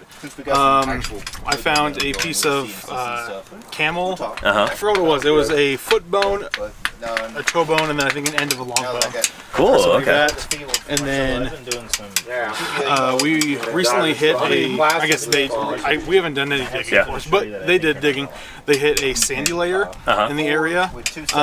And I think Janet was just saying it was like 50 to 100,000 years old around that time. Interesting. We have earlier in the Pleistocene. Yeah. Which is they have stuff from later in the Pleistocene and stuff from millions of years ago in the Miocene. Nice, cool. Yeah, we're finding that stuff. So I found some turtle shell, a lot of. I found some kind of pig tusk. Probably related to javelin or whatever. Yeah. Cow stuff, cow, horse, probably bison, I guess. Bison, horse, turtle, pig. Nice. I found a small jawbone that was maybe this big. I guess it was broken in half. It's probably about that big. I'm not exactly sure, but it's definitely mammal. But that's what we've been finding. Very cool. Awesome. Cool stuff. Yeah. You're from here in Utah originally, right? Yes. Well, I'm west of Salt Lake City. Nice. Yeah. So Tegan was out here digging with us. Was it last year or the year before? I was last year. Last year. I guess it was both years. Nice. Last year I was only here for 2 days because I was working at Utah Raptor. I asked last minute again, like I did this year, cool. And then I came in. It's good to hear that you're getting paid work in this kind of thing through mitigation, because that's been kind of a theme this year, talking about mitigation with Marcello and with Nick. Like, so many younger paleontologists make their living doing this nowadays, and a lot of folks have never heard about this in the general public, so it's important to kind of highlight that, I think. So. Yeah. It's been nice so far. Yeah. I mean, it's not. I don't love traveling that much, and Really? it's a lot of traveling. But honestly, I'm not doing anything else. Yeah. So it's like, might as well. Yeah. And then, And hopefully the money's good too. You get paid to travel, so it's like, all right, if it's if it's 800 miles away, then I'm making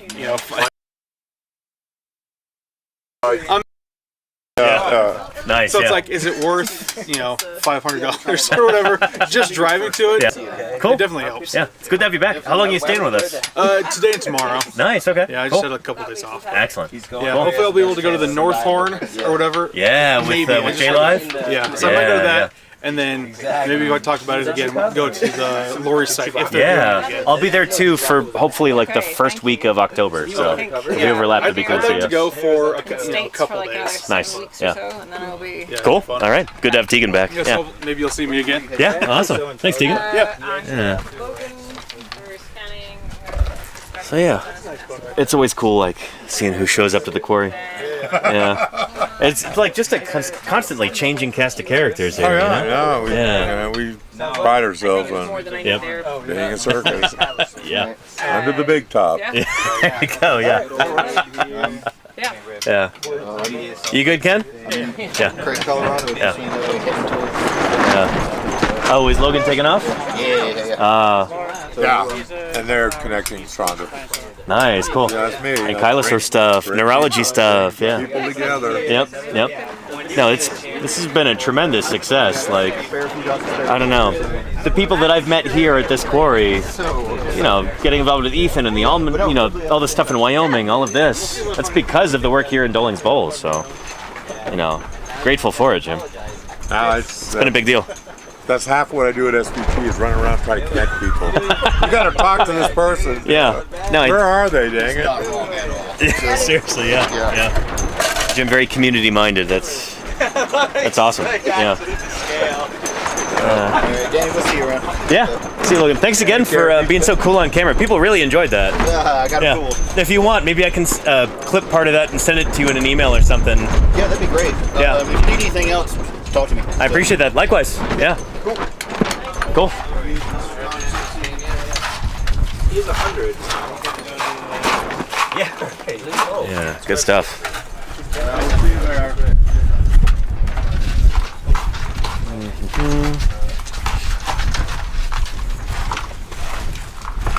Oh, I've got a question from Akira Eclipse. Let me venture out into the sun to answer this and get out of these guys' hair.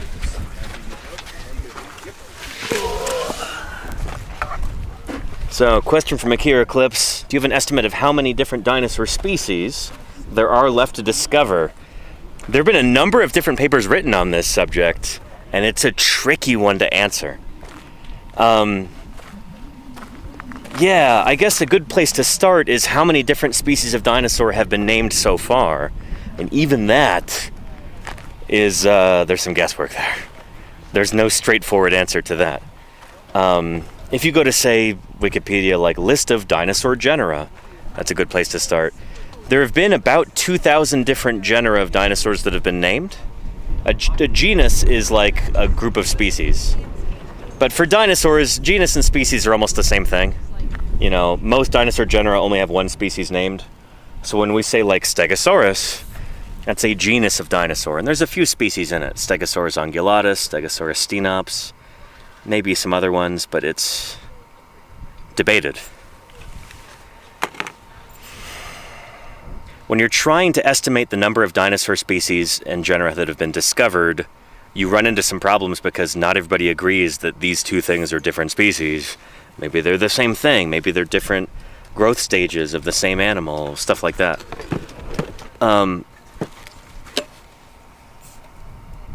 So there's already some uncertainty there about how many dinosaurs we've discovered so far. So as you can imagine, as we try and estimate how many dinosaurs are left to discover, how many dinosaur species, there's even more uncertainty. But there's ways that you can start to estimate this. And this is actually a paper that I'd love to publish. Like, this is a bit of a project that I've been thinking of for a long time.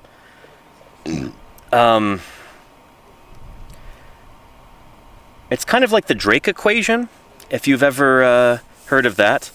It's like trying to estimate Like, how many other planets might have life on them in the universe? There's like a calculation that you can do for that with a bunch of different variables, and you can plug whatever numbers you want into that, and that will change the end result. So there's a bunch of different areas of uncertainty, and depending on what you think each of those numbers should be, you'll get very different answers. And that's kind of how it is for how many dinosaur species existed on our planet during the age of dinosaurs. We know dinosaurs showed up probably about 240 million years ago. We're still looking for some of the earliest ones. We don't have them yet. We know that dinosaurs went extinct, except for birds, 66 million years ago. So at least the timing is mostly there, but even there's some wiggle room.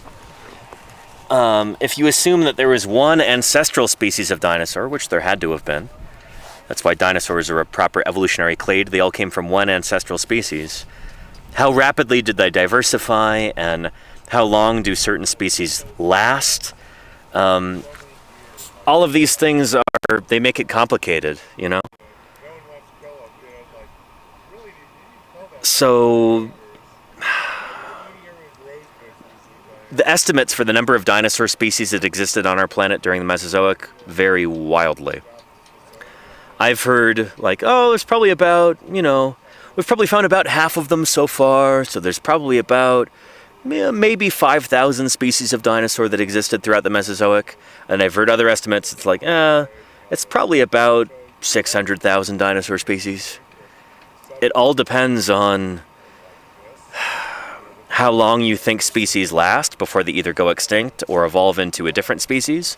But if they evolve into a different species, where do you draw the line? And at what point does it become a different species? And so it's a really complicated question to answer. That being said, I kind of think we've only scratched the surface in a lot of ways. Ontogeny.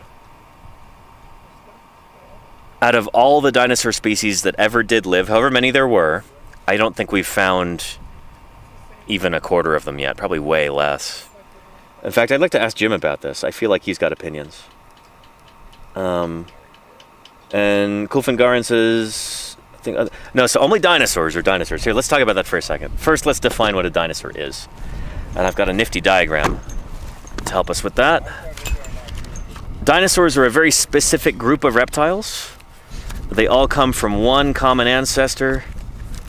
And if it didn't evolve from that ancestor, it is not a dinosaur. So, where is that? There it is. What is a dinosaur and what isn't? Really lovely diagram from 252mya.com. So dinosaurs are everything that evolves from this ancestor. If you don't evolve from the first dinosaur ancestor, if you don't evolve from that first dinosaur, then you're not a dinosaur. So this is like a, cladistic definition, which is really the correct definition. So birds, we can trace their ancestry back through feathered theropod dinosaurs, like Archaeopteryx and Velociraptor, back through the theropods to the first dinosaurs. Birds are dinosaurs. Crocodiles over here are not dinosaurs. They're related. So dinosaurs and crocs, they both have the same grandparents, so to speak. They both have the same ancestors not too long ago. But crocs are outside of this group. They didn't evolve from the first dinosaur, so they're not a dinosaur. Here, let me put this like this. That's better. Likewise, pterosaurs, the flying reptiles, what people in the general public call pterodactyls, these are not dinosaurs. They're very close to dinosaurs, but they didn't evolve from that first dinosaur ancestor, so they are not dinosaurs. Same with the long-necked plesiosaurs and the short-necked plesiosaurs in the ocean.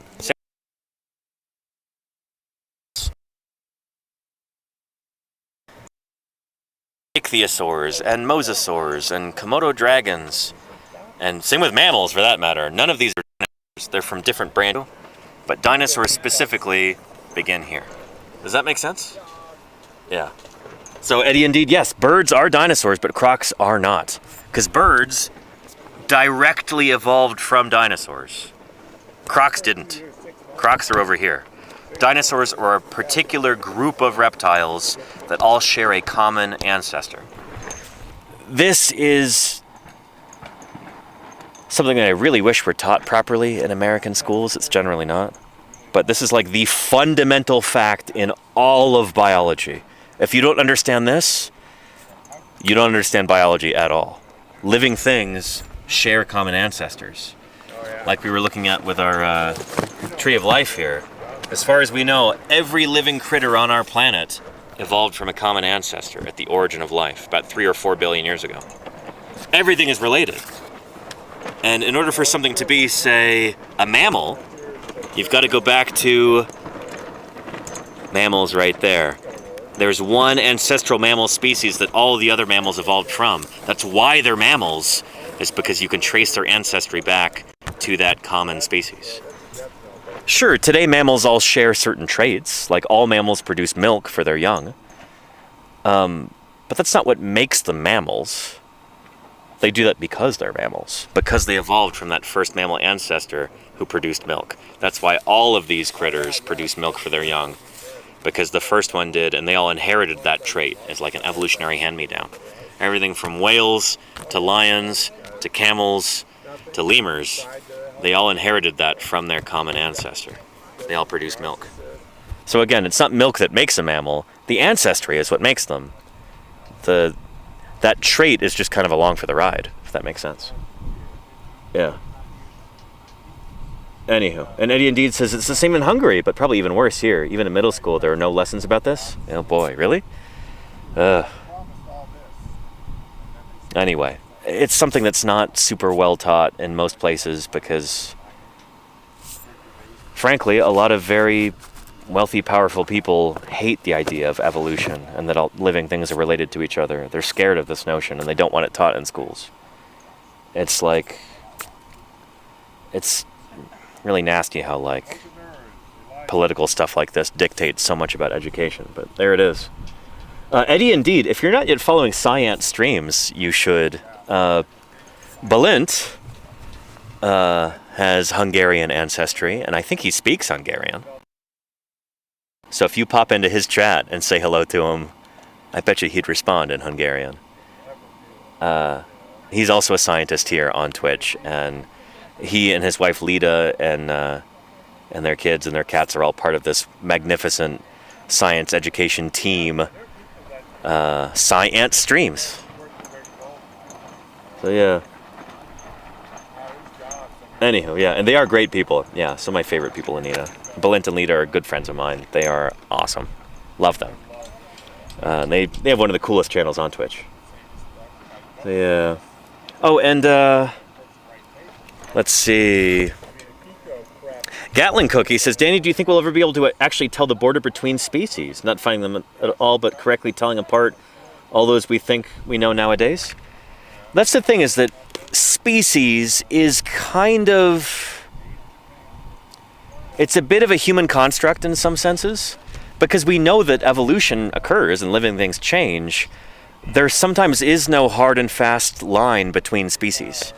So if one species is evolving from another one, there's going to be a lot of squishy gray areas in between. And so a species is not really like a hard and fast thing. It's more of... It's got squishier borders than that. The further apart different critters get through evolution, the easier it is to tell them apart. Like, you're not gonna look at a dromedary camel and a gray whale and say, oh yeah. No. They have had a long time since they shared. You got to go back about 50 million years or longer before you get to the ancestor of camels and whales. But in the grand scheme of things, they're not that far away. So I guess my point is, the more time after an evolutionary split, the easier it is to tell species apart. But sometimes species are really closely related, and sometimes different species can even still interbreed, which is kind of bonkers. Like, you can get, I think, in dolphins, they can still interbreed even though they are very different time since they shared that common ancestor, since they had, you know, the same grandparent, so to speak. Yeah. So yeah, species, it gets squishy because evolution happens, because living things change. But yeah, like I said, generally the longer ago two species diverged, the easier it is to tell that they're different. You know, nobody's going to say they're a redwood tree and an elephant are the same species. There's been a long time that they have been separated. Going back to here. Here, I'll show you on our tree of life. Hopefully that helps illustrate this. So, a redwood tree, maybe over here, and an elephant over here. You've got to go back a long way, probably about 2 billion years or so, to when they had a common ancestor. Would have looked like a little bacterium or something back then. They've been evolving in separate directions for a long time. But you get to other stuff up here, like, well, this is mostly showing different things. But like, say we had a lion and say you had a tiger right here next to this lion. Lions and tigers can actually interbreed and produce offspring. You know, tyons or ligers. Lions and tigers look very similar in terms of their skeleton. There's only very subtle differences between them. If you only had their bones, you might well think that they're the same animal. But they've been separate long enough that they've started to develop different behaviors and different appearances on the outside.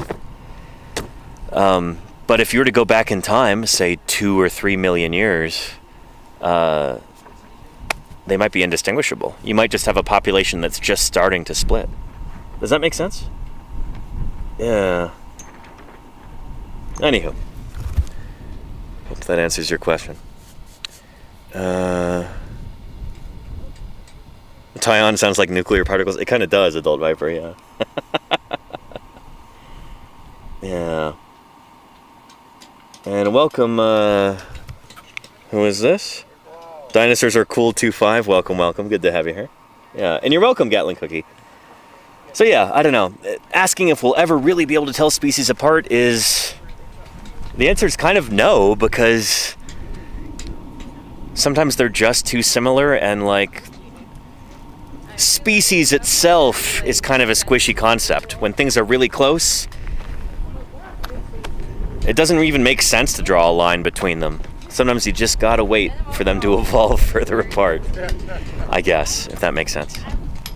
Here, let's go ask Jim about dinosaur diversity and different dinosaur species in just a minute. Let me get some more water. Yeah. And thank you, White Vision Prime. I love these visual aids. I find them to be very helpful while I'm in the field.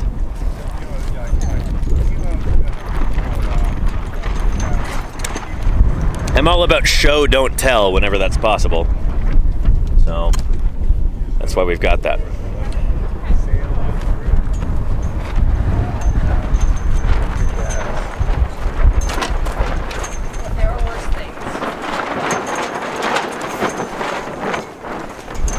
Here we go. Got a question for you, Jim. Yeah. If you're up for it. Talking about dinosaur diversity. I had a question like, how many different species of dinosaur are still yet to be discovered? And that's a big question, but let's narrow it down just to the Cedar Mountain Formation. You know, Peter Dodson, tried to figure that out one point, knowing what we know now. Yeah. And I think failed miserably, personally. Yeah. Because we don't know much of anything yet. Sure. It really is like, what we know now, I don't think we can figure it out. I have a paper that I want to work on about this. I've had an idea for a while. How many dinosaurs are coexisting in a habitat at one time? And as we know today, some habitats are much more productive and have more animals. Yeah. So, you say, okay, Upper Jurassic Morrison Formation, brushy fauna. Which may be more than one fauna for all we know. They may all live at the same time. But, okay, then how does that compare with Kangaroo? Yeah. How does that compare with the late Jurassic Zygon, which is far off in this stuff? And, so like, how many animals are on a timeline around the world? And then, okay, how many timelines, how many faunas do we have where you've turned everything over? Right, much. And you know, the numbers, like the numbers they've been giving out lately for Phil's interview for dinosaur park formation. That's not all one fauna. You know, it's 2 or 3. It's it's not like dozen faunas, but it's 2 or 3 at least. And you know, but it's still, you know, it's like 25 animal taxa that were coexisting at one. You know, in that fauna, you know, like how many animals lived in the dinosaur park floodplain, you know, the same day or the same year. Things might move in and out. You know, and then how many layers do we have? You know, it's a lot of animals. Yeah. I mean, that's how I looked at it. A lot of animals. You know, so here in the Cedar Mountain, just in the lower Yellowcat member where we are now, you've named how many different species? Oh, we've only named like the lower Yellowcat, like 3. So we've got Yurgavuchia, Mirasaurus, and you know, the one in French Cross Belt. That's it. And so just 2 right now. One should be published in the next couple months. At least 7 kinds in this site. Right. And they haven't been named. You know, it's like, you know. And that's Dalton only Wells, digging right here, right? Dalton Wells is one site, and we're all comfortable saying 10 animal taxa in the Dalton Wells site. Just dinosaurs. Yeah. And, you know, you start looking, and these are, you know, we're real low on the learning curve in these sites. You know, a few years of excavation. I mean, Dinosaur Park has been hammered for 100 years. Right. You know, and you keep finding new animals. I mean, Morrison was hit for over 100 years, and I found Mymor pelta. Yep. A year later, someone walked up to Ken Carpenter and gave him an ankylosaur. It was a different ankylosaur. Yeah, Gargoylosaurus. I mean, we're naming new things out of Morrison all the time. Right. And not just like, well, it's a variation of this species. It's a completely different line. You know? Yeah. I mean, our Maniraptoran, you know, we got obviously a feathered dinosaur. You know, and I never remember saying Hesper or something or whatever. Hesperornithoides is quite the mouthful. Ugh. My throat don't work that well. But it's a cool animal. Like, it's a recent discovery. You know, and that's, you know, what we got, 150 years in the Morrison? We're tens of thousands of dinosaurs globally.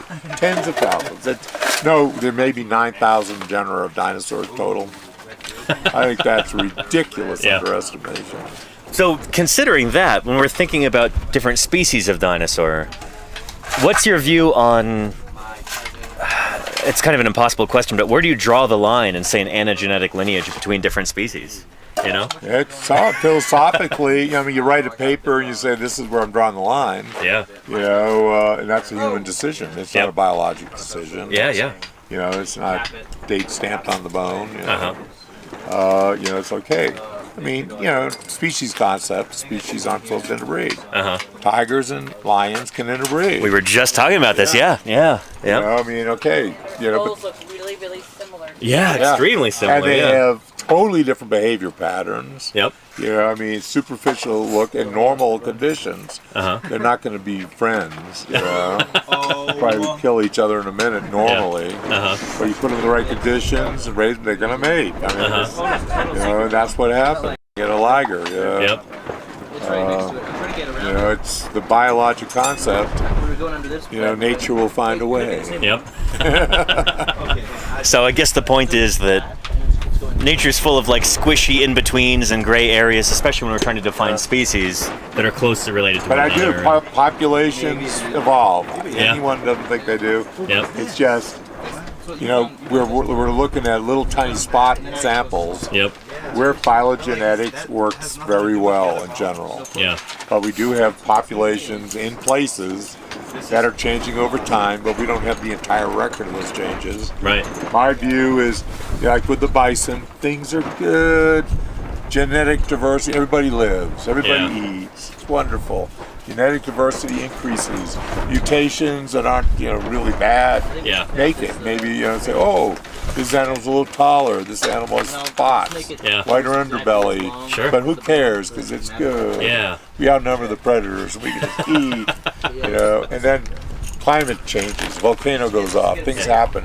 Your population undergoes a constriction. A bunch of them die off. And so the constriction, and it's just not the way nature works. The constriction is somewhat random. This time it's affecting the northern range of these animals, southern, or it separates a northern and southern range for some thousands of years. And then they start becoming distinct enough so they don't interbreed. Or a certain character in the fossil record is like, oh, these guys with 3 horns all of a sudden took over from the animals with 2 horns. You know, but it's just like they happen to live. You know, it's just good luck. You know, it's you know, it's very squishy. Yeah. Thanks, Jim. Well said.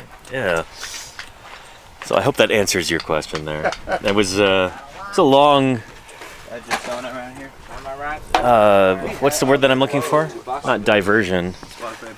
But I don't know. It's a big topic. It kind of demands a lot of words. When we're talking about biodiversity, the diversity of dinosaurs, and estimating how many species were alive during the Mesozoic, that's a huge question, and you've got to consider a lot of different stuff. There's so many unknowns, but it's fun to talk about. And again, I want to jump back into that project at some point and get that published, because I think it's a fun one. Maybe I'll do that at SVP next year if I'm not doing leatherback turtle stuff. We'll see. But yeah.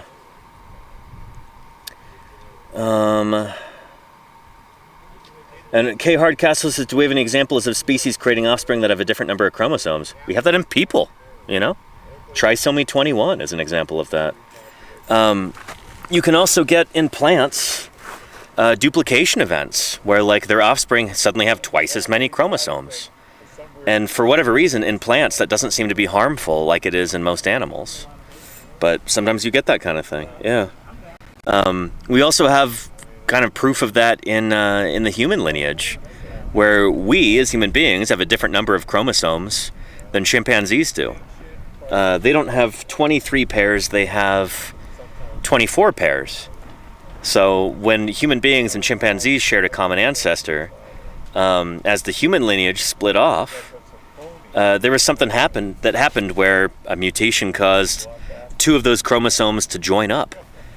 And you can see that, like, in our DNA, where there's 2 different chromosomes that are almost like scotch taped together. You can see, like, how each of them used to have another end, but those ends have squished together like that. That's there in our genome, you know? So, yeah. And Murph asks, are there any canig-nathid-like critters in this ecosystem? What about alvarezsaurids or pachycephalosaurs? This is before you get pachycephalosaurs in North America, I think. Before you get alvarezsaurs. I think it's also before you get canig-nathids. Let's go talk to Jim about that, actually, after I get some more water. Because that's a big story.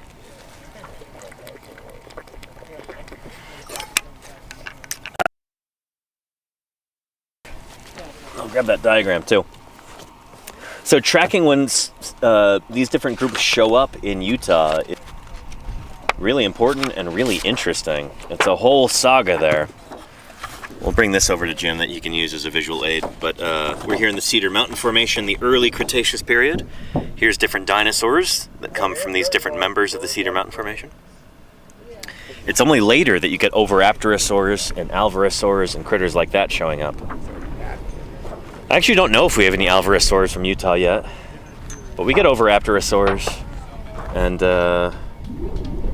yeah, and I don't know if we get pachycephalosaurs either. I don't know if they've been found in Utah yet. They will be eventually, I'm sure. But yeah. Well, I guess I just wonder because he was talking also about it's not necessarily about the size of the brain, it's also neural connection. Oh yeah. And behaviors, can you manipulate environment? Dolphins are very smart.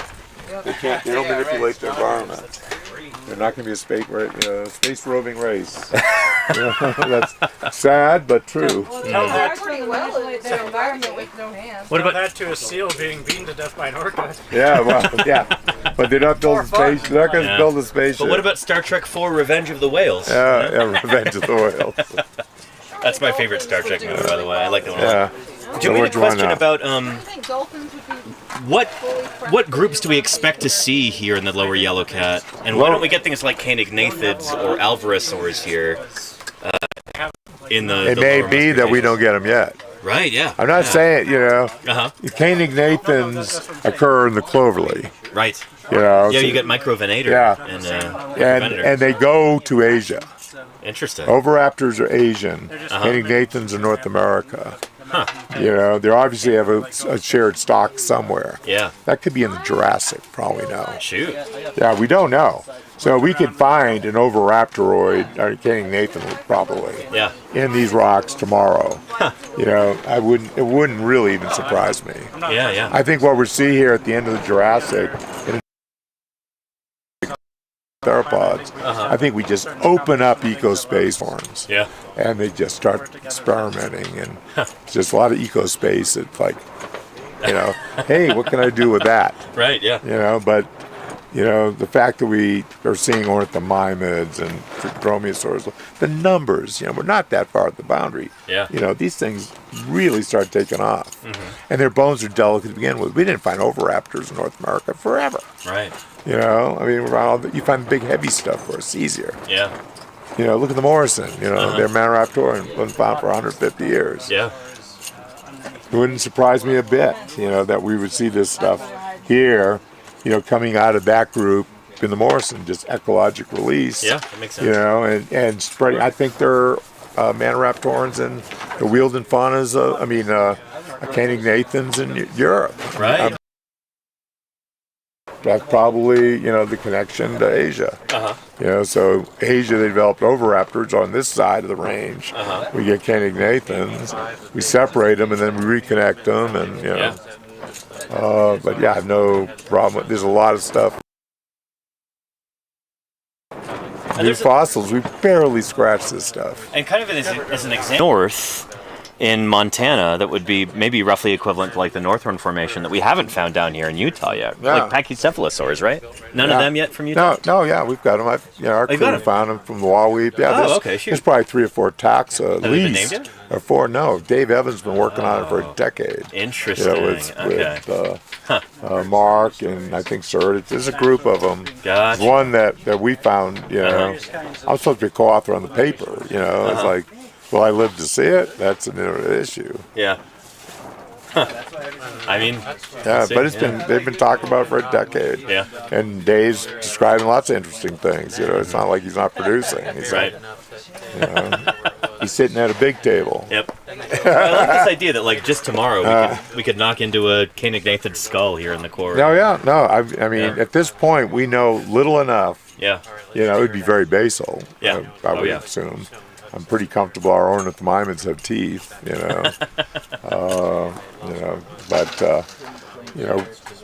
this is what's exciting. That's why I was like, these sites like this, we should just keep digging and digging for decades, and we're going to find stuff in here we have no clue. I mean, Don's got a vertebra over there that I don't know what it is. It's obviously, once that's cleaned up, it'll be real interesting. Ethan and Fisher have been working on something over there that, that big long bone that started, what is that? What does it represent? And this site does this pretty regular to us. Which is why you go, we're not finding, it's not the Morrison, but for producing new animals, I would love to put a building on here and have people working here year round. Yeah.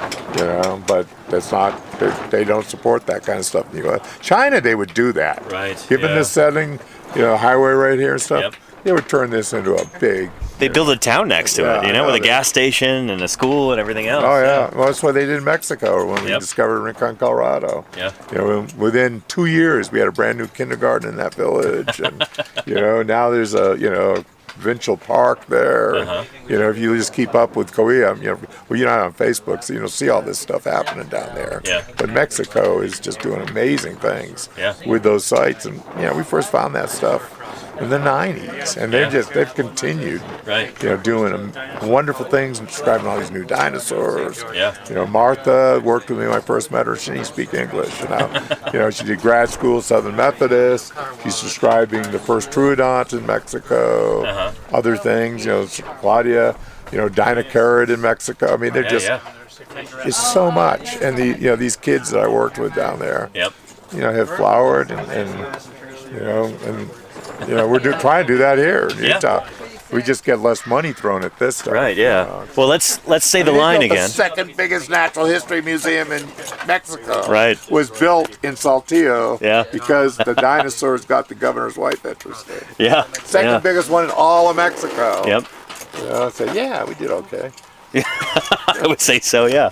And now we're hoping to do the same thing here. Can we talk for a minute about dawn of the Cretaceous? Oh yeah. No, this region, and going, this is Grand County, and over this thing called the swell. We really haven't gone over the swell this year on these things, but it's a big uplift, and the sequence of rocks at Cedar Mountain there are completely different than here. Right. That's why this chart goes, got this stuff here, and then you got this stuff over here. Yeah. It really changes totally across this boundary. But this whole area represents an interval of time of 45 million years. Right. And you can say, this fauna, this fauna, this fauna, this fauna doesn't occur anywhere else in North America but Grand County. Yeah. And then you look over there and you can say, this fauna for sure occurs nowhere but Emery County. The mustn't touch it there? Yeah, and there's over 100 taxa known from that so far. Right, yeah. Unique probably in the world for that age rock. Right. Following, the extinction when the Alaskan land bridge brought in animals to North America from Asia for the first time. Right. That's recorded in that sequence. The first hadrosauroids coming over, the last sauropods before the extinction, the mid-Cretaceous extinction. Right, yeah. I mean, it's amazing stuff. And we want to set aside these honey holes like this area where we have over 100 sites spanning at least 3, maybe 4 faunas. And set them aside as dawn of the Cretaceous, fossil beds, national monuments. Saying we're going to take all the land from the Edge Front and south to Capitol Reef. Another federal land. And all the way to Colorado border. We're looking at like 76 square miles about, of which like 36 of them are right in this strip. 4 units that preserve the core of this story. Yeah. And we want to interpret it. We want to, So have when a you say interpret it, you mean put up signs? Yeah, maybe have interpretive centers. And the interpretive center might be in towns. Yeah. But maybe have hiking trails. Because there's some really neat stuff out here. Yeah. There's no doubt. And have good restrooms and stuff like that. But people can stop on the highway. And, there's nothing on the interstate here, but I know they want to make Cisco a town again. Yeah. It's like, here's something to do. It's on the edge of town. Yep. It will help the rural communities. So you interpret it and, you make it so it's an attraction in the region. Yeah. The rural communities around Grand Staircase benefited from Grand Staircase. Yeah. Quite a bit. That's why Escalante doesn't want to see it go away. Right. Tropic don't want to go see it away. Those towns, have multi times the incomes coming through those communities that they did before the monument. Sure. Bears Ears, is very new. Blanding is fought at tooth and nail for the most part. So it's not done as well, but Bluff, Utah, has become this center of all kinds of tourism and whatnot because they've more embraced it. Yeah. But to support our rural communities, and when you get this going, it's stable money. Yeah. And we're not going to close roads for roading, because the roads go through this. It's like, no, we don't want you to put an oil pad on our site, but you can go behind the Juan Lopez there and drill and just get to any oil under us and not be on the monument because we're looking at strip tree. Yeah. It's like multi-use. And we have some politicians in this region are saying, we can show them how a monument really should be done. But it's we're trying to look at the minimum acreage to really get that footprint and support students. We think center it from the Prehistoric Museum. You've got a college, you've got a federal repository museum there already that deals now with a lot of the national park specimens. And major regional repository for the Park Service. Students can study out of there. We have museums near here, Museum of the San Rafael and Castle Dale, the John Wesley Powell River History Museum. So local places that can be, interpretive centers. You can put in, put a building on this place. Have people be able to come down here and look. Do we want to stop all antelope hunting in the region? No. That's not the goal. The goal is like, yeah, some of this stuff maybe we shouldn't just steal every bone that's coming out of the ground. Yeah. Because we're realizing everything we see coming out of the ground is pretty much new to science. Yeah. That's not been appreciated until very recently. It's all Morrison stuff. Who cares? You guys have been finding that for over 100 years. But we now know every time we find a site, it's full of new animals, you know, and new snapshots of our history. 45 million years of Earth history. Right. 30 years ago, we didn't know existed. It was a gap. Now, that's 2/3 the age of mammals in this little area. Right. Pretty special. And they've got a place called John Day Fossil Beds. In Oregon. National Monument. It's spread out across central and parts of eastern Oregon. It's 4 units. Yeah. Covers a pretty big area. They have the Condon Center as the main interpretive point, but each area has interpretive hike trails, interpretive signage and things where you can see what's going on. Some beautiful local scenery, you know, and it's been going on a long time. And it's a center of research. Scientists get to dig there. The public often helps them dig. Yeah. You know, they're integrating with all the areas and these rural communities in, you know, eastern Oregon. It's not, you know, Portland. This is out in the west. And it's been, to me, it's a model for what we're doing here. You know, that you can have a footprint of good stuff over a large area of the state. Yeah. And I think we can do that here in a very productive way for our citizens and for science. Bring an income flow to keep things going. There you go. You know? Nice. I mean, this is such an exciting time because like we could make this happen, and Nothing really. I don't know. It's just going to take the will of people to do it and realize, you know, let's bring in the various people that are, you know, have interest in the lands. Right. You know, we're not like throwing cattle out. There's not a lot of cattle here, but we see no winner. Yeah, I would not want to be a cow out here. That'd be like, you know, being exiled on a desert asteroid or something like. But I know the communities, like Green River, is all for it. Yeah. You know, these communities are not against this. You know, you know, but there are a lot of people that we don't want to do this.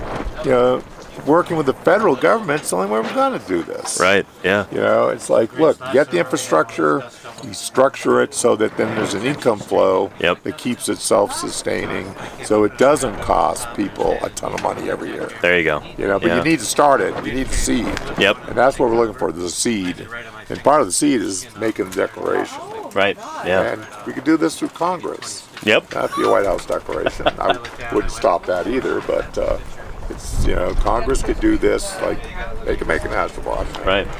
So when I get home to California, I want to start working on this, a website about this idea, so that we can have like a clearinghouse for information and a place for news and something that you can pass out year round. The book. We now have a book on this story. Yeah. You know, that's one of the starts. We got to have something that tells the public what we have and about these new animals and you know, the history of this land. But that's just the earliest inklings of what we think we're going to learn here. Yep. So, something to look forward to. I'm going to be working on this, so I'm excited to be in contact about this, Jim, and help get the word out. Yeah. There are people, you know, we need everyone to like embrace this. It can take decades. You know, I helped start Utah Raptor State Park. From the first time I went in and came up with some plans of what we might do. 30 years. So you got to realize, you know, these things take decades. This stuff, it doesn't have to. Yeah. But the way the U.S. works, it takes decades. Yeah. You know, of course, if you're in China, they just say, do it, and they do it, you know. Yeah. You know, they just declare it, it's protected, we're building 5 museums over it, you know. You know, but that's not how the U.S. works. It takes a while, we got to build consensus and do it, but it will be a benefit, and we don't want to say, man, I wish we did it before it's gone. Yeah. You know, like Cycad National Monument. Yeah. You know, this incredible place, all these giant cycads. Yep. And finally got it done, and there's no more left. Right. Yeah. There's only national park that got been decommissioned. Yeah. Where they stole it all. Yeah. Anyway, thanks, Jim. Yeah. I'm excited about this, and we will be talking more about this on stream in the coming months. Yeah. And hey, Alexander Morrison, welcome. Anyhow, let me go get some water. And it's like 5:30 now. I think I might wrap up pretty soon. This smoke in the air from the wildfires is actually starting to get to me a little bit. That my throat is feeling a little bit sore for all the talking I've been doing. So, yeah, we might wrap up pretty soon here. If you've got any questions or anything else, please chime in now. There we go. Get some water. Yeah. And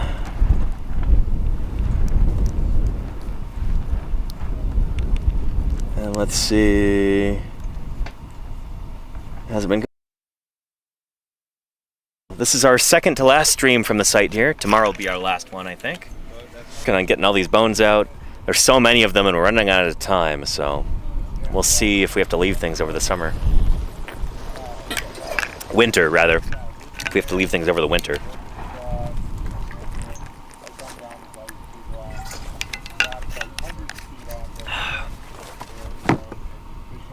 But yeah. Oh, and we're getting a raid from Mr. Lewis King. Well, well, well. Hello, everybody. Welcome back to Paleontologizing.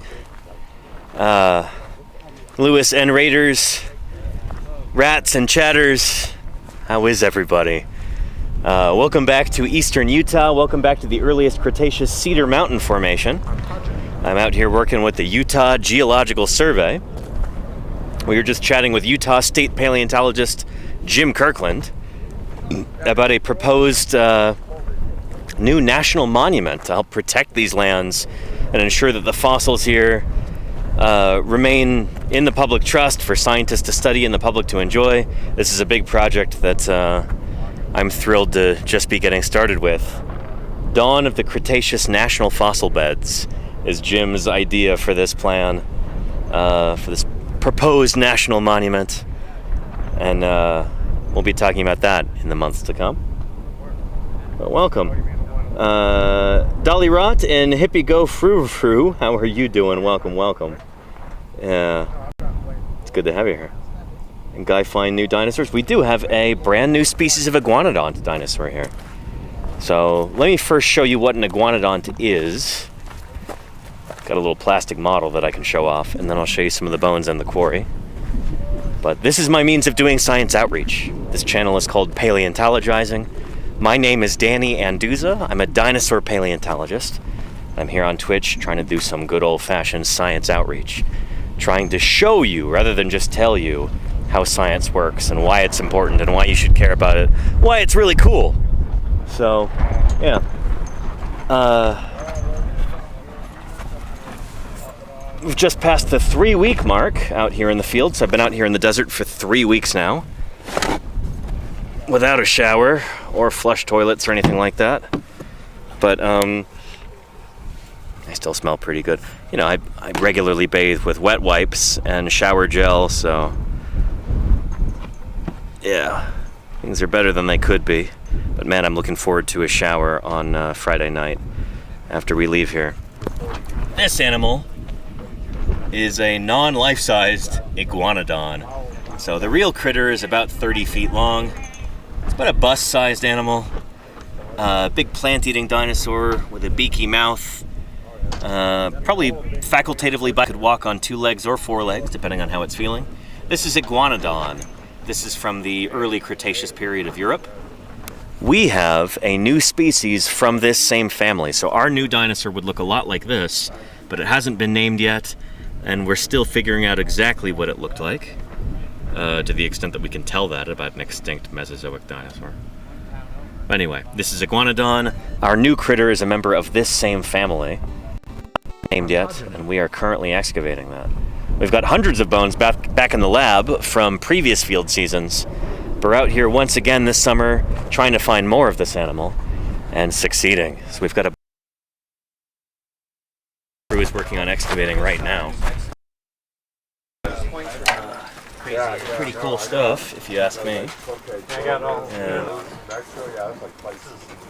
And oh, welcome, Dinosaur Dave. Thank you for the 57 months of support.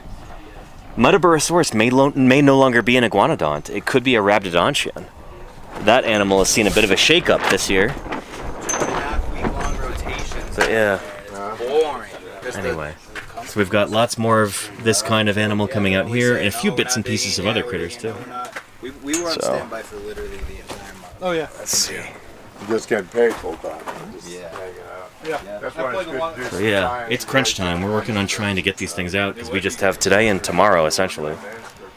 But big weird cool bone under here. And Fisher is jacketed like that to protect it. Gotta try and get that out in the next 2 days. Next day, really. Ethan's working on something right there.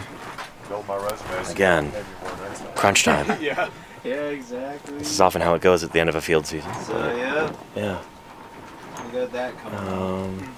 I'll take it if no one else is taking, because even if someone else wants it, I kind of want to take it because I want more money. Wow. If I'm doing nothing, How we doing over here, Don? Not bad. We're trying to get around this guy. Yeah. It's getting. There's just too many bones over here. Yep. They just keep showing up. Good problem to have, I guess. Means we have to come back next year, right? Bad, yeah. Some poor suckers are going to have to come back next year. You can come back and relax. That's right. They can be like, what's for dinner?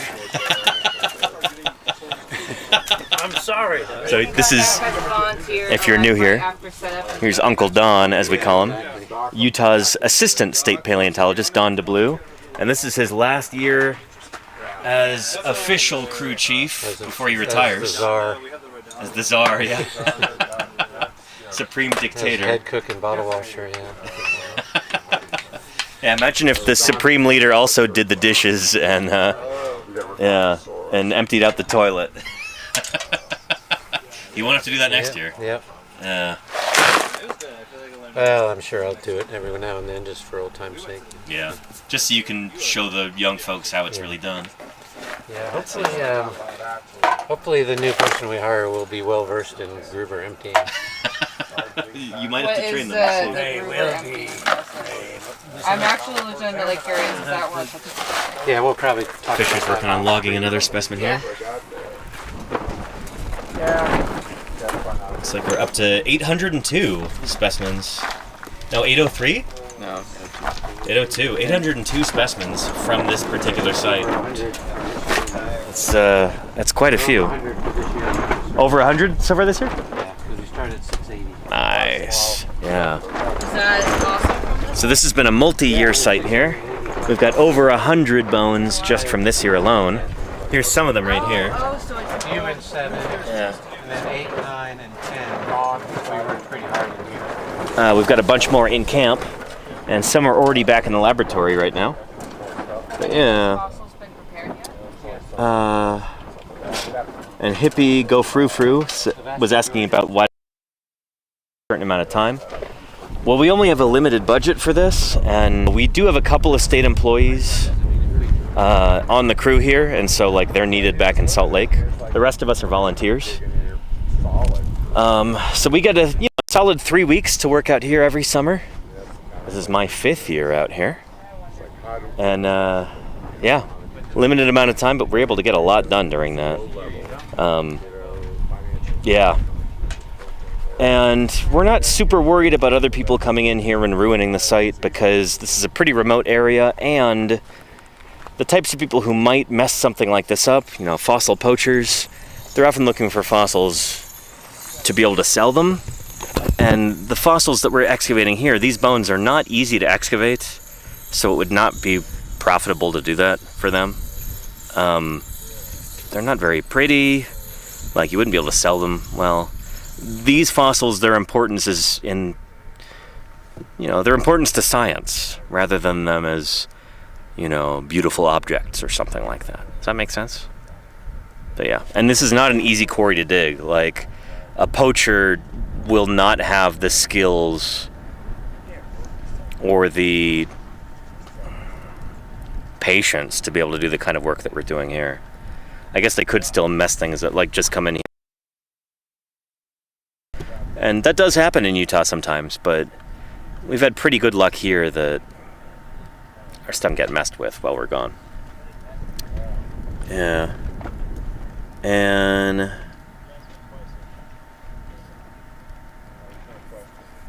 Dolly wrote, new species of jellyfish? Is that a thing? Cool.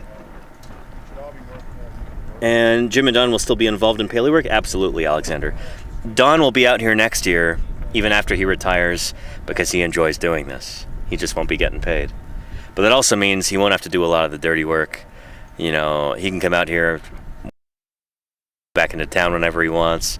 You can treat this like a vacation, and I'm really excited about that for him. That's going to be really cool for Don. I still think he's probably going to be, you know, managing things a little bit, just because he wants to see this stuff done correctly. But it's not going to feel like as much of a job for him, if that makes sense. Yeah. And Dolly Rot says, I want to help you, Guy. Thank you. I mean, if you want to help out with this sort of work, you could subscribe or gift a subscription. You could donate to the Ko-Fi. I don't know, if you wanted to give us $10 or something as a Ko-Fi donation, I would pass that along to the crew and, you know, help us get some cold drinks or something when we're on our way out of here. I don't know. Yeah. And Masonic says, what kind of people poach fossils? Seems like an incredible waste of time. There must be better scams than that.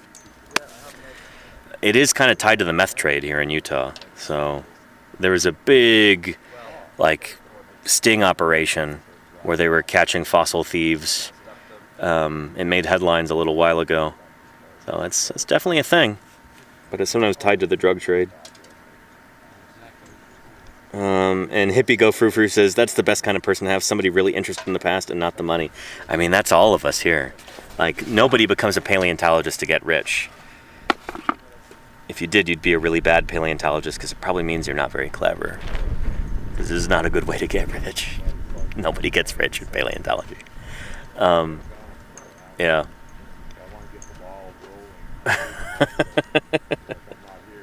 Yeah. And you're back, Emily. Awesome. Welcome back. Yeah. I feel like the stream's kind of winding down here. Let me drink some more water. Yeah, my throat is starting to, just the tinge of a sore throat, I think from all the smoke in the air and all this yapping I'm doing. So we might wrap this up pretty soon.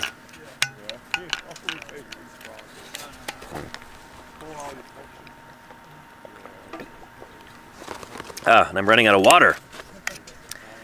If anyone else has any questions, now's the time before we wrap things up. And you do look a little dry. I'm feeling a little dry, you know? It's 101 degrees in the shade with 10% humidity. So yeah, it's definitely a bit hot and dry out here. And not yapping, teaching, says Emily. Thank you. I appreciate you saying that. I try to be self-deprecating to a certain extent, you know? I think that's a problem with some people who spend all day talking to an audience, is sometimes they can get a big head, and I never want to do that. I'm just some guy, you know? And I want to make the point that, like, paleontology isn't rocket surgery. If you're interested in this kind of thing, anybody watching, you can get involved with this kind of work. You could volunteer on a field crew out in the desert digging up dinosaurs, or up in the mountains excavating mammals, or, you know, in the forest finding fish fossils. There's lots of different types of field work in this country and around the world. And there's lots of different other ways to get involved with paleontology. Volunteering in a laboratory or in a museum. You could be a docent in the exhibit hall. There's lots of different ways to get involved and hang out with paleontologists and see what kind of cool opportunities arise. So yeah. What's my favorite fossil to find, says Holy Choli Guacamole. I like to find new species of dinosaur. My favorite type of fossils to find are perfectly preserved and totally complete articulated skeletons of dinosaurs. I'll put it that way. I haven't found one yet, but someday, you know? I found a lot of cool things, but never a complete skeleton. Not yet. Yeah. And Queen Dark Lady says, my research PI didn't know you could just volunteer for a dig, and now she's excited and wants to do it. She totally should. Absolutely. We've got people here on this crew who are professional paleontologists. We've got people we've got a high school student on the crew who's been doing a great job learning the ropes, and, you know, yeah, we've got We just had a volunteer who left this morning. She's a non-traditional student. I think she's in her 50s? Crystal can't be in her 60s, right? She's got to be in her 50s. But she's out doing field work the first time as she pursues her degree. We've got people who are professional, like, mitigation paleontologists, so they hang out on construction crews and make sure that the bulldozers aren't destroying fossils. Lots of different people.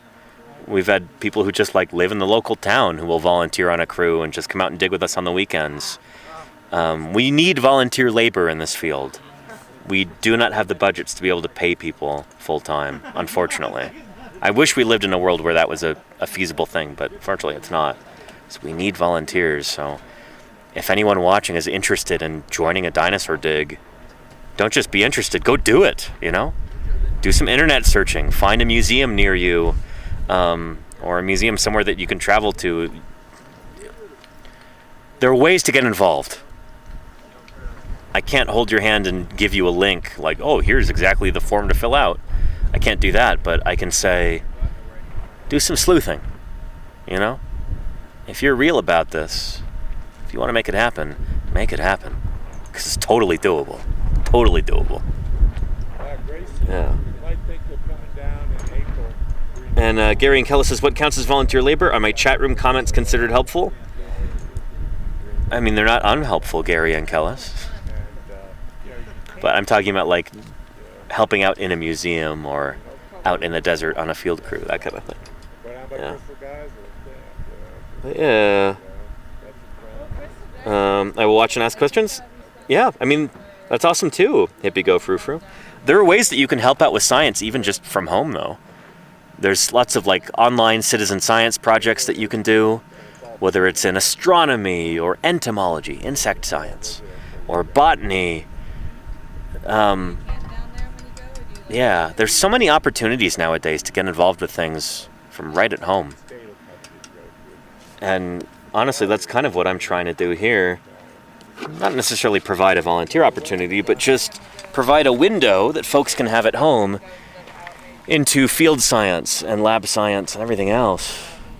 That's what I've been doing here now since 2020 here on Paleontologizing. It was not too long after I started that I joined up with this crew. This is my 5th year working in Doling's Bowl with Don and Jim and Ethan. And it's been a wild ride. I thoroughly enjoy this kind of thing, and it's been such a privilege to be able to do it. I'm deeply grateful that things have worked out, that I can do science outreach full-time nowadays, make my living doing that, and still do research, field work, lab work, write papers and publish them in scientific journals. It's pretty awesome, you know? I've been tremendously lucky in my life. It's been a long and winding road to get here. I've had to kind of carve out my own niche to make a living in paleontology, doing something that nobody's ever done before. I'm the world's first full-time live streaming paleontologist, to my knowledge. The first fossil scientist to make his living doing live streams full-time.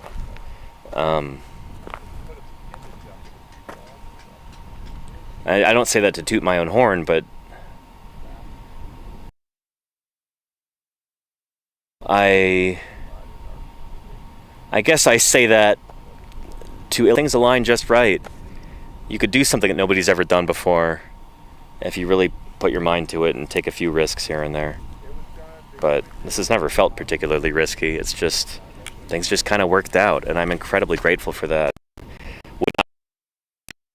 For the generosity and support of this community, from the subscribers to the moderators to rate in other people from across the Twitch platform. We're like, yeah, I want my audience to see a live dinosaur dig. Let's go rate in. It's feels pretty special, you know.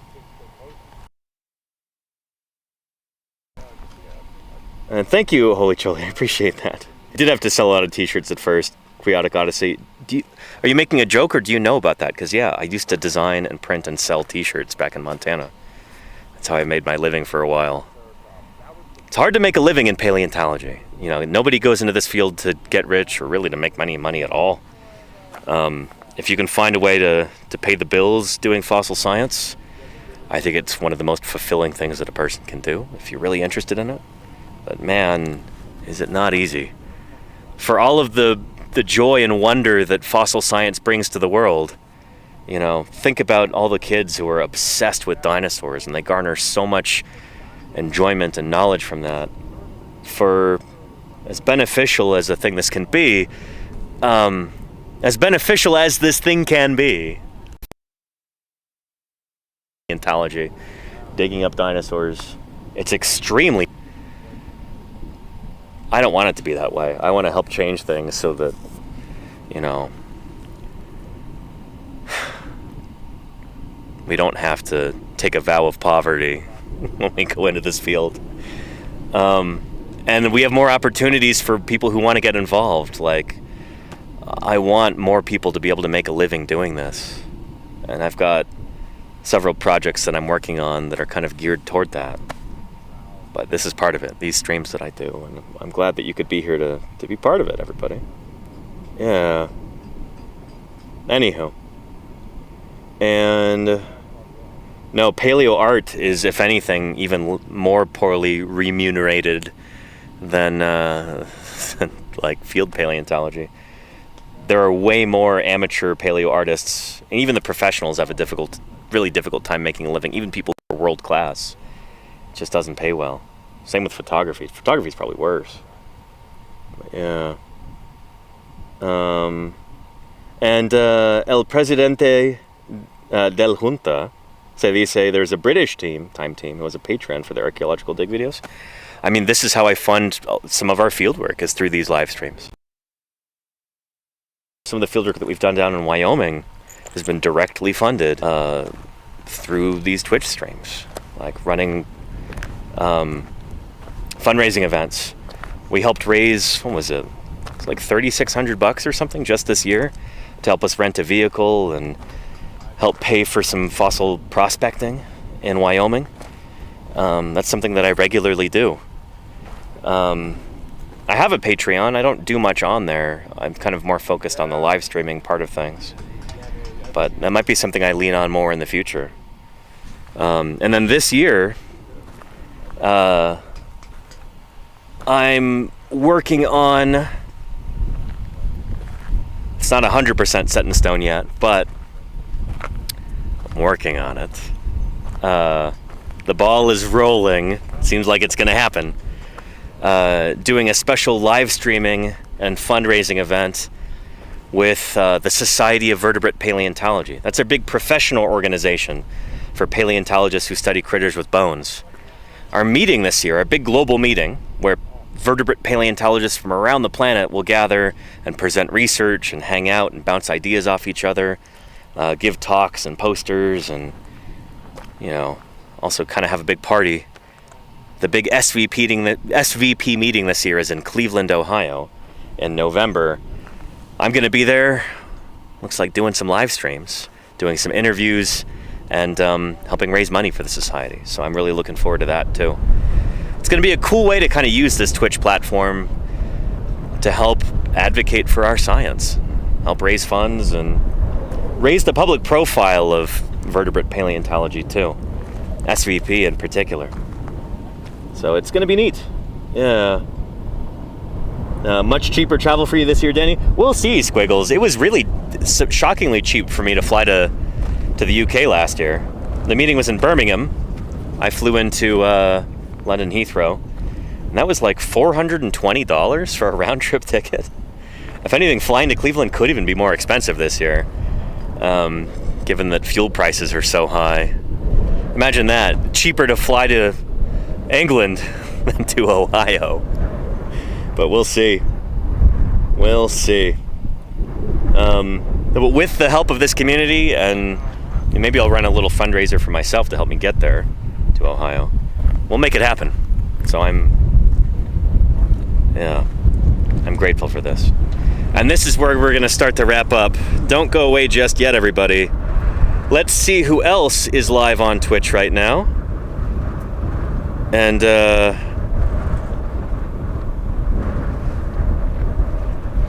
whom we might be able to raid into. Maybe somebody doing some science live. Let's see.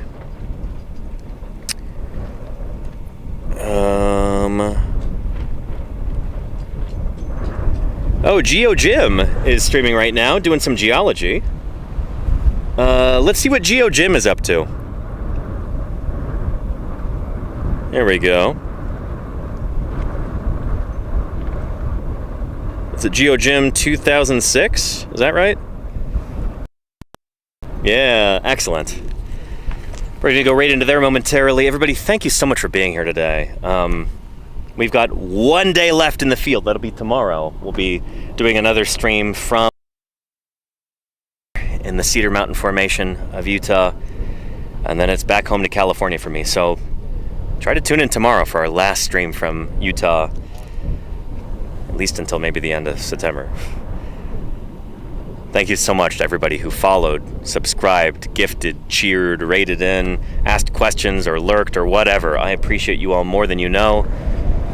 Likewise to the moderators, the beating heart of this community. Thank you so much, mods, for making these streams possible by moderating the chat and keeping us a safe and welcoming community for everybody. Could not do this without you, mods. Hope to see you all tomorrow for some more paleontologizing, but until now, let's go hang out with Geo Jim. I'll see you later. Take care. Bye-bye.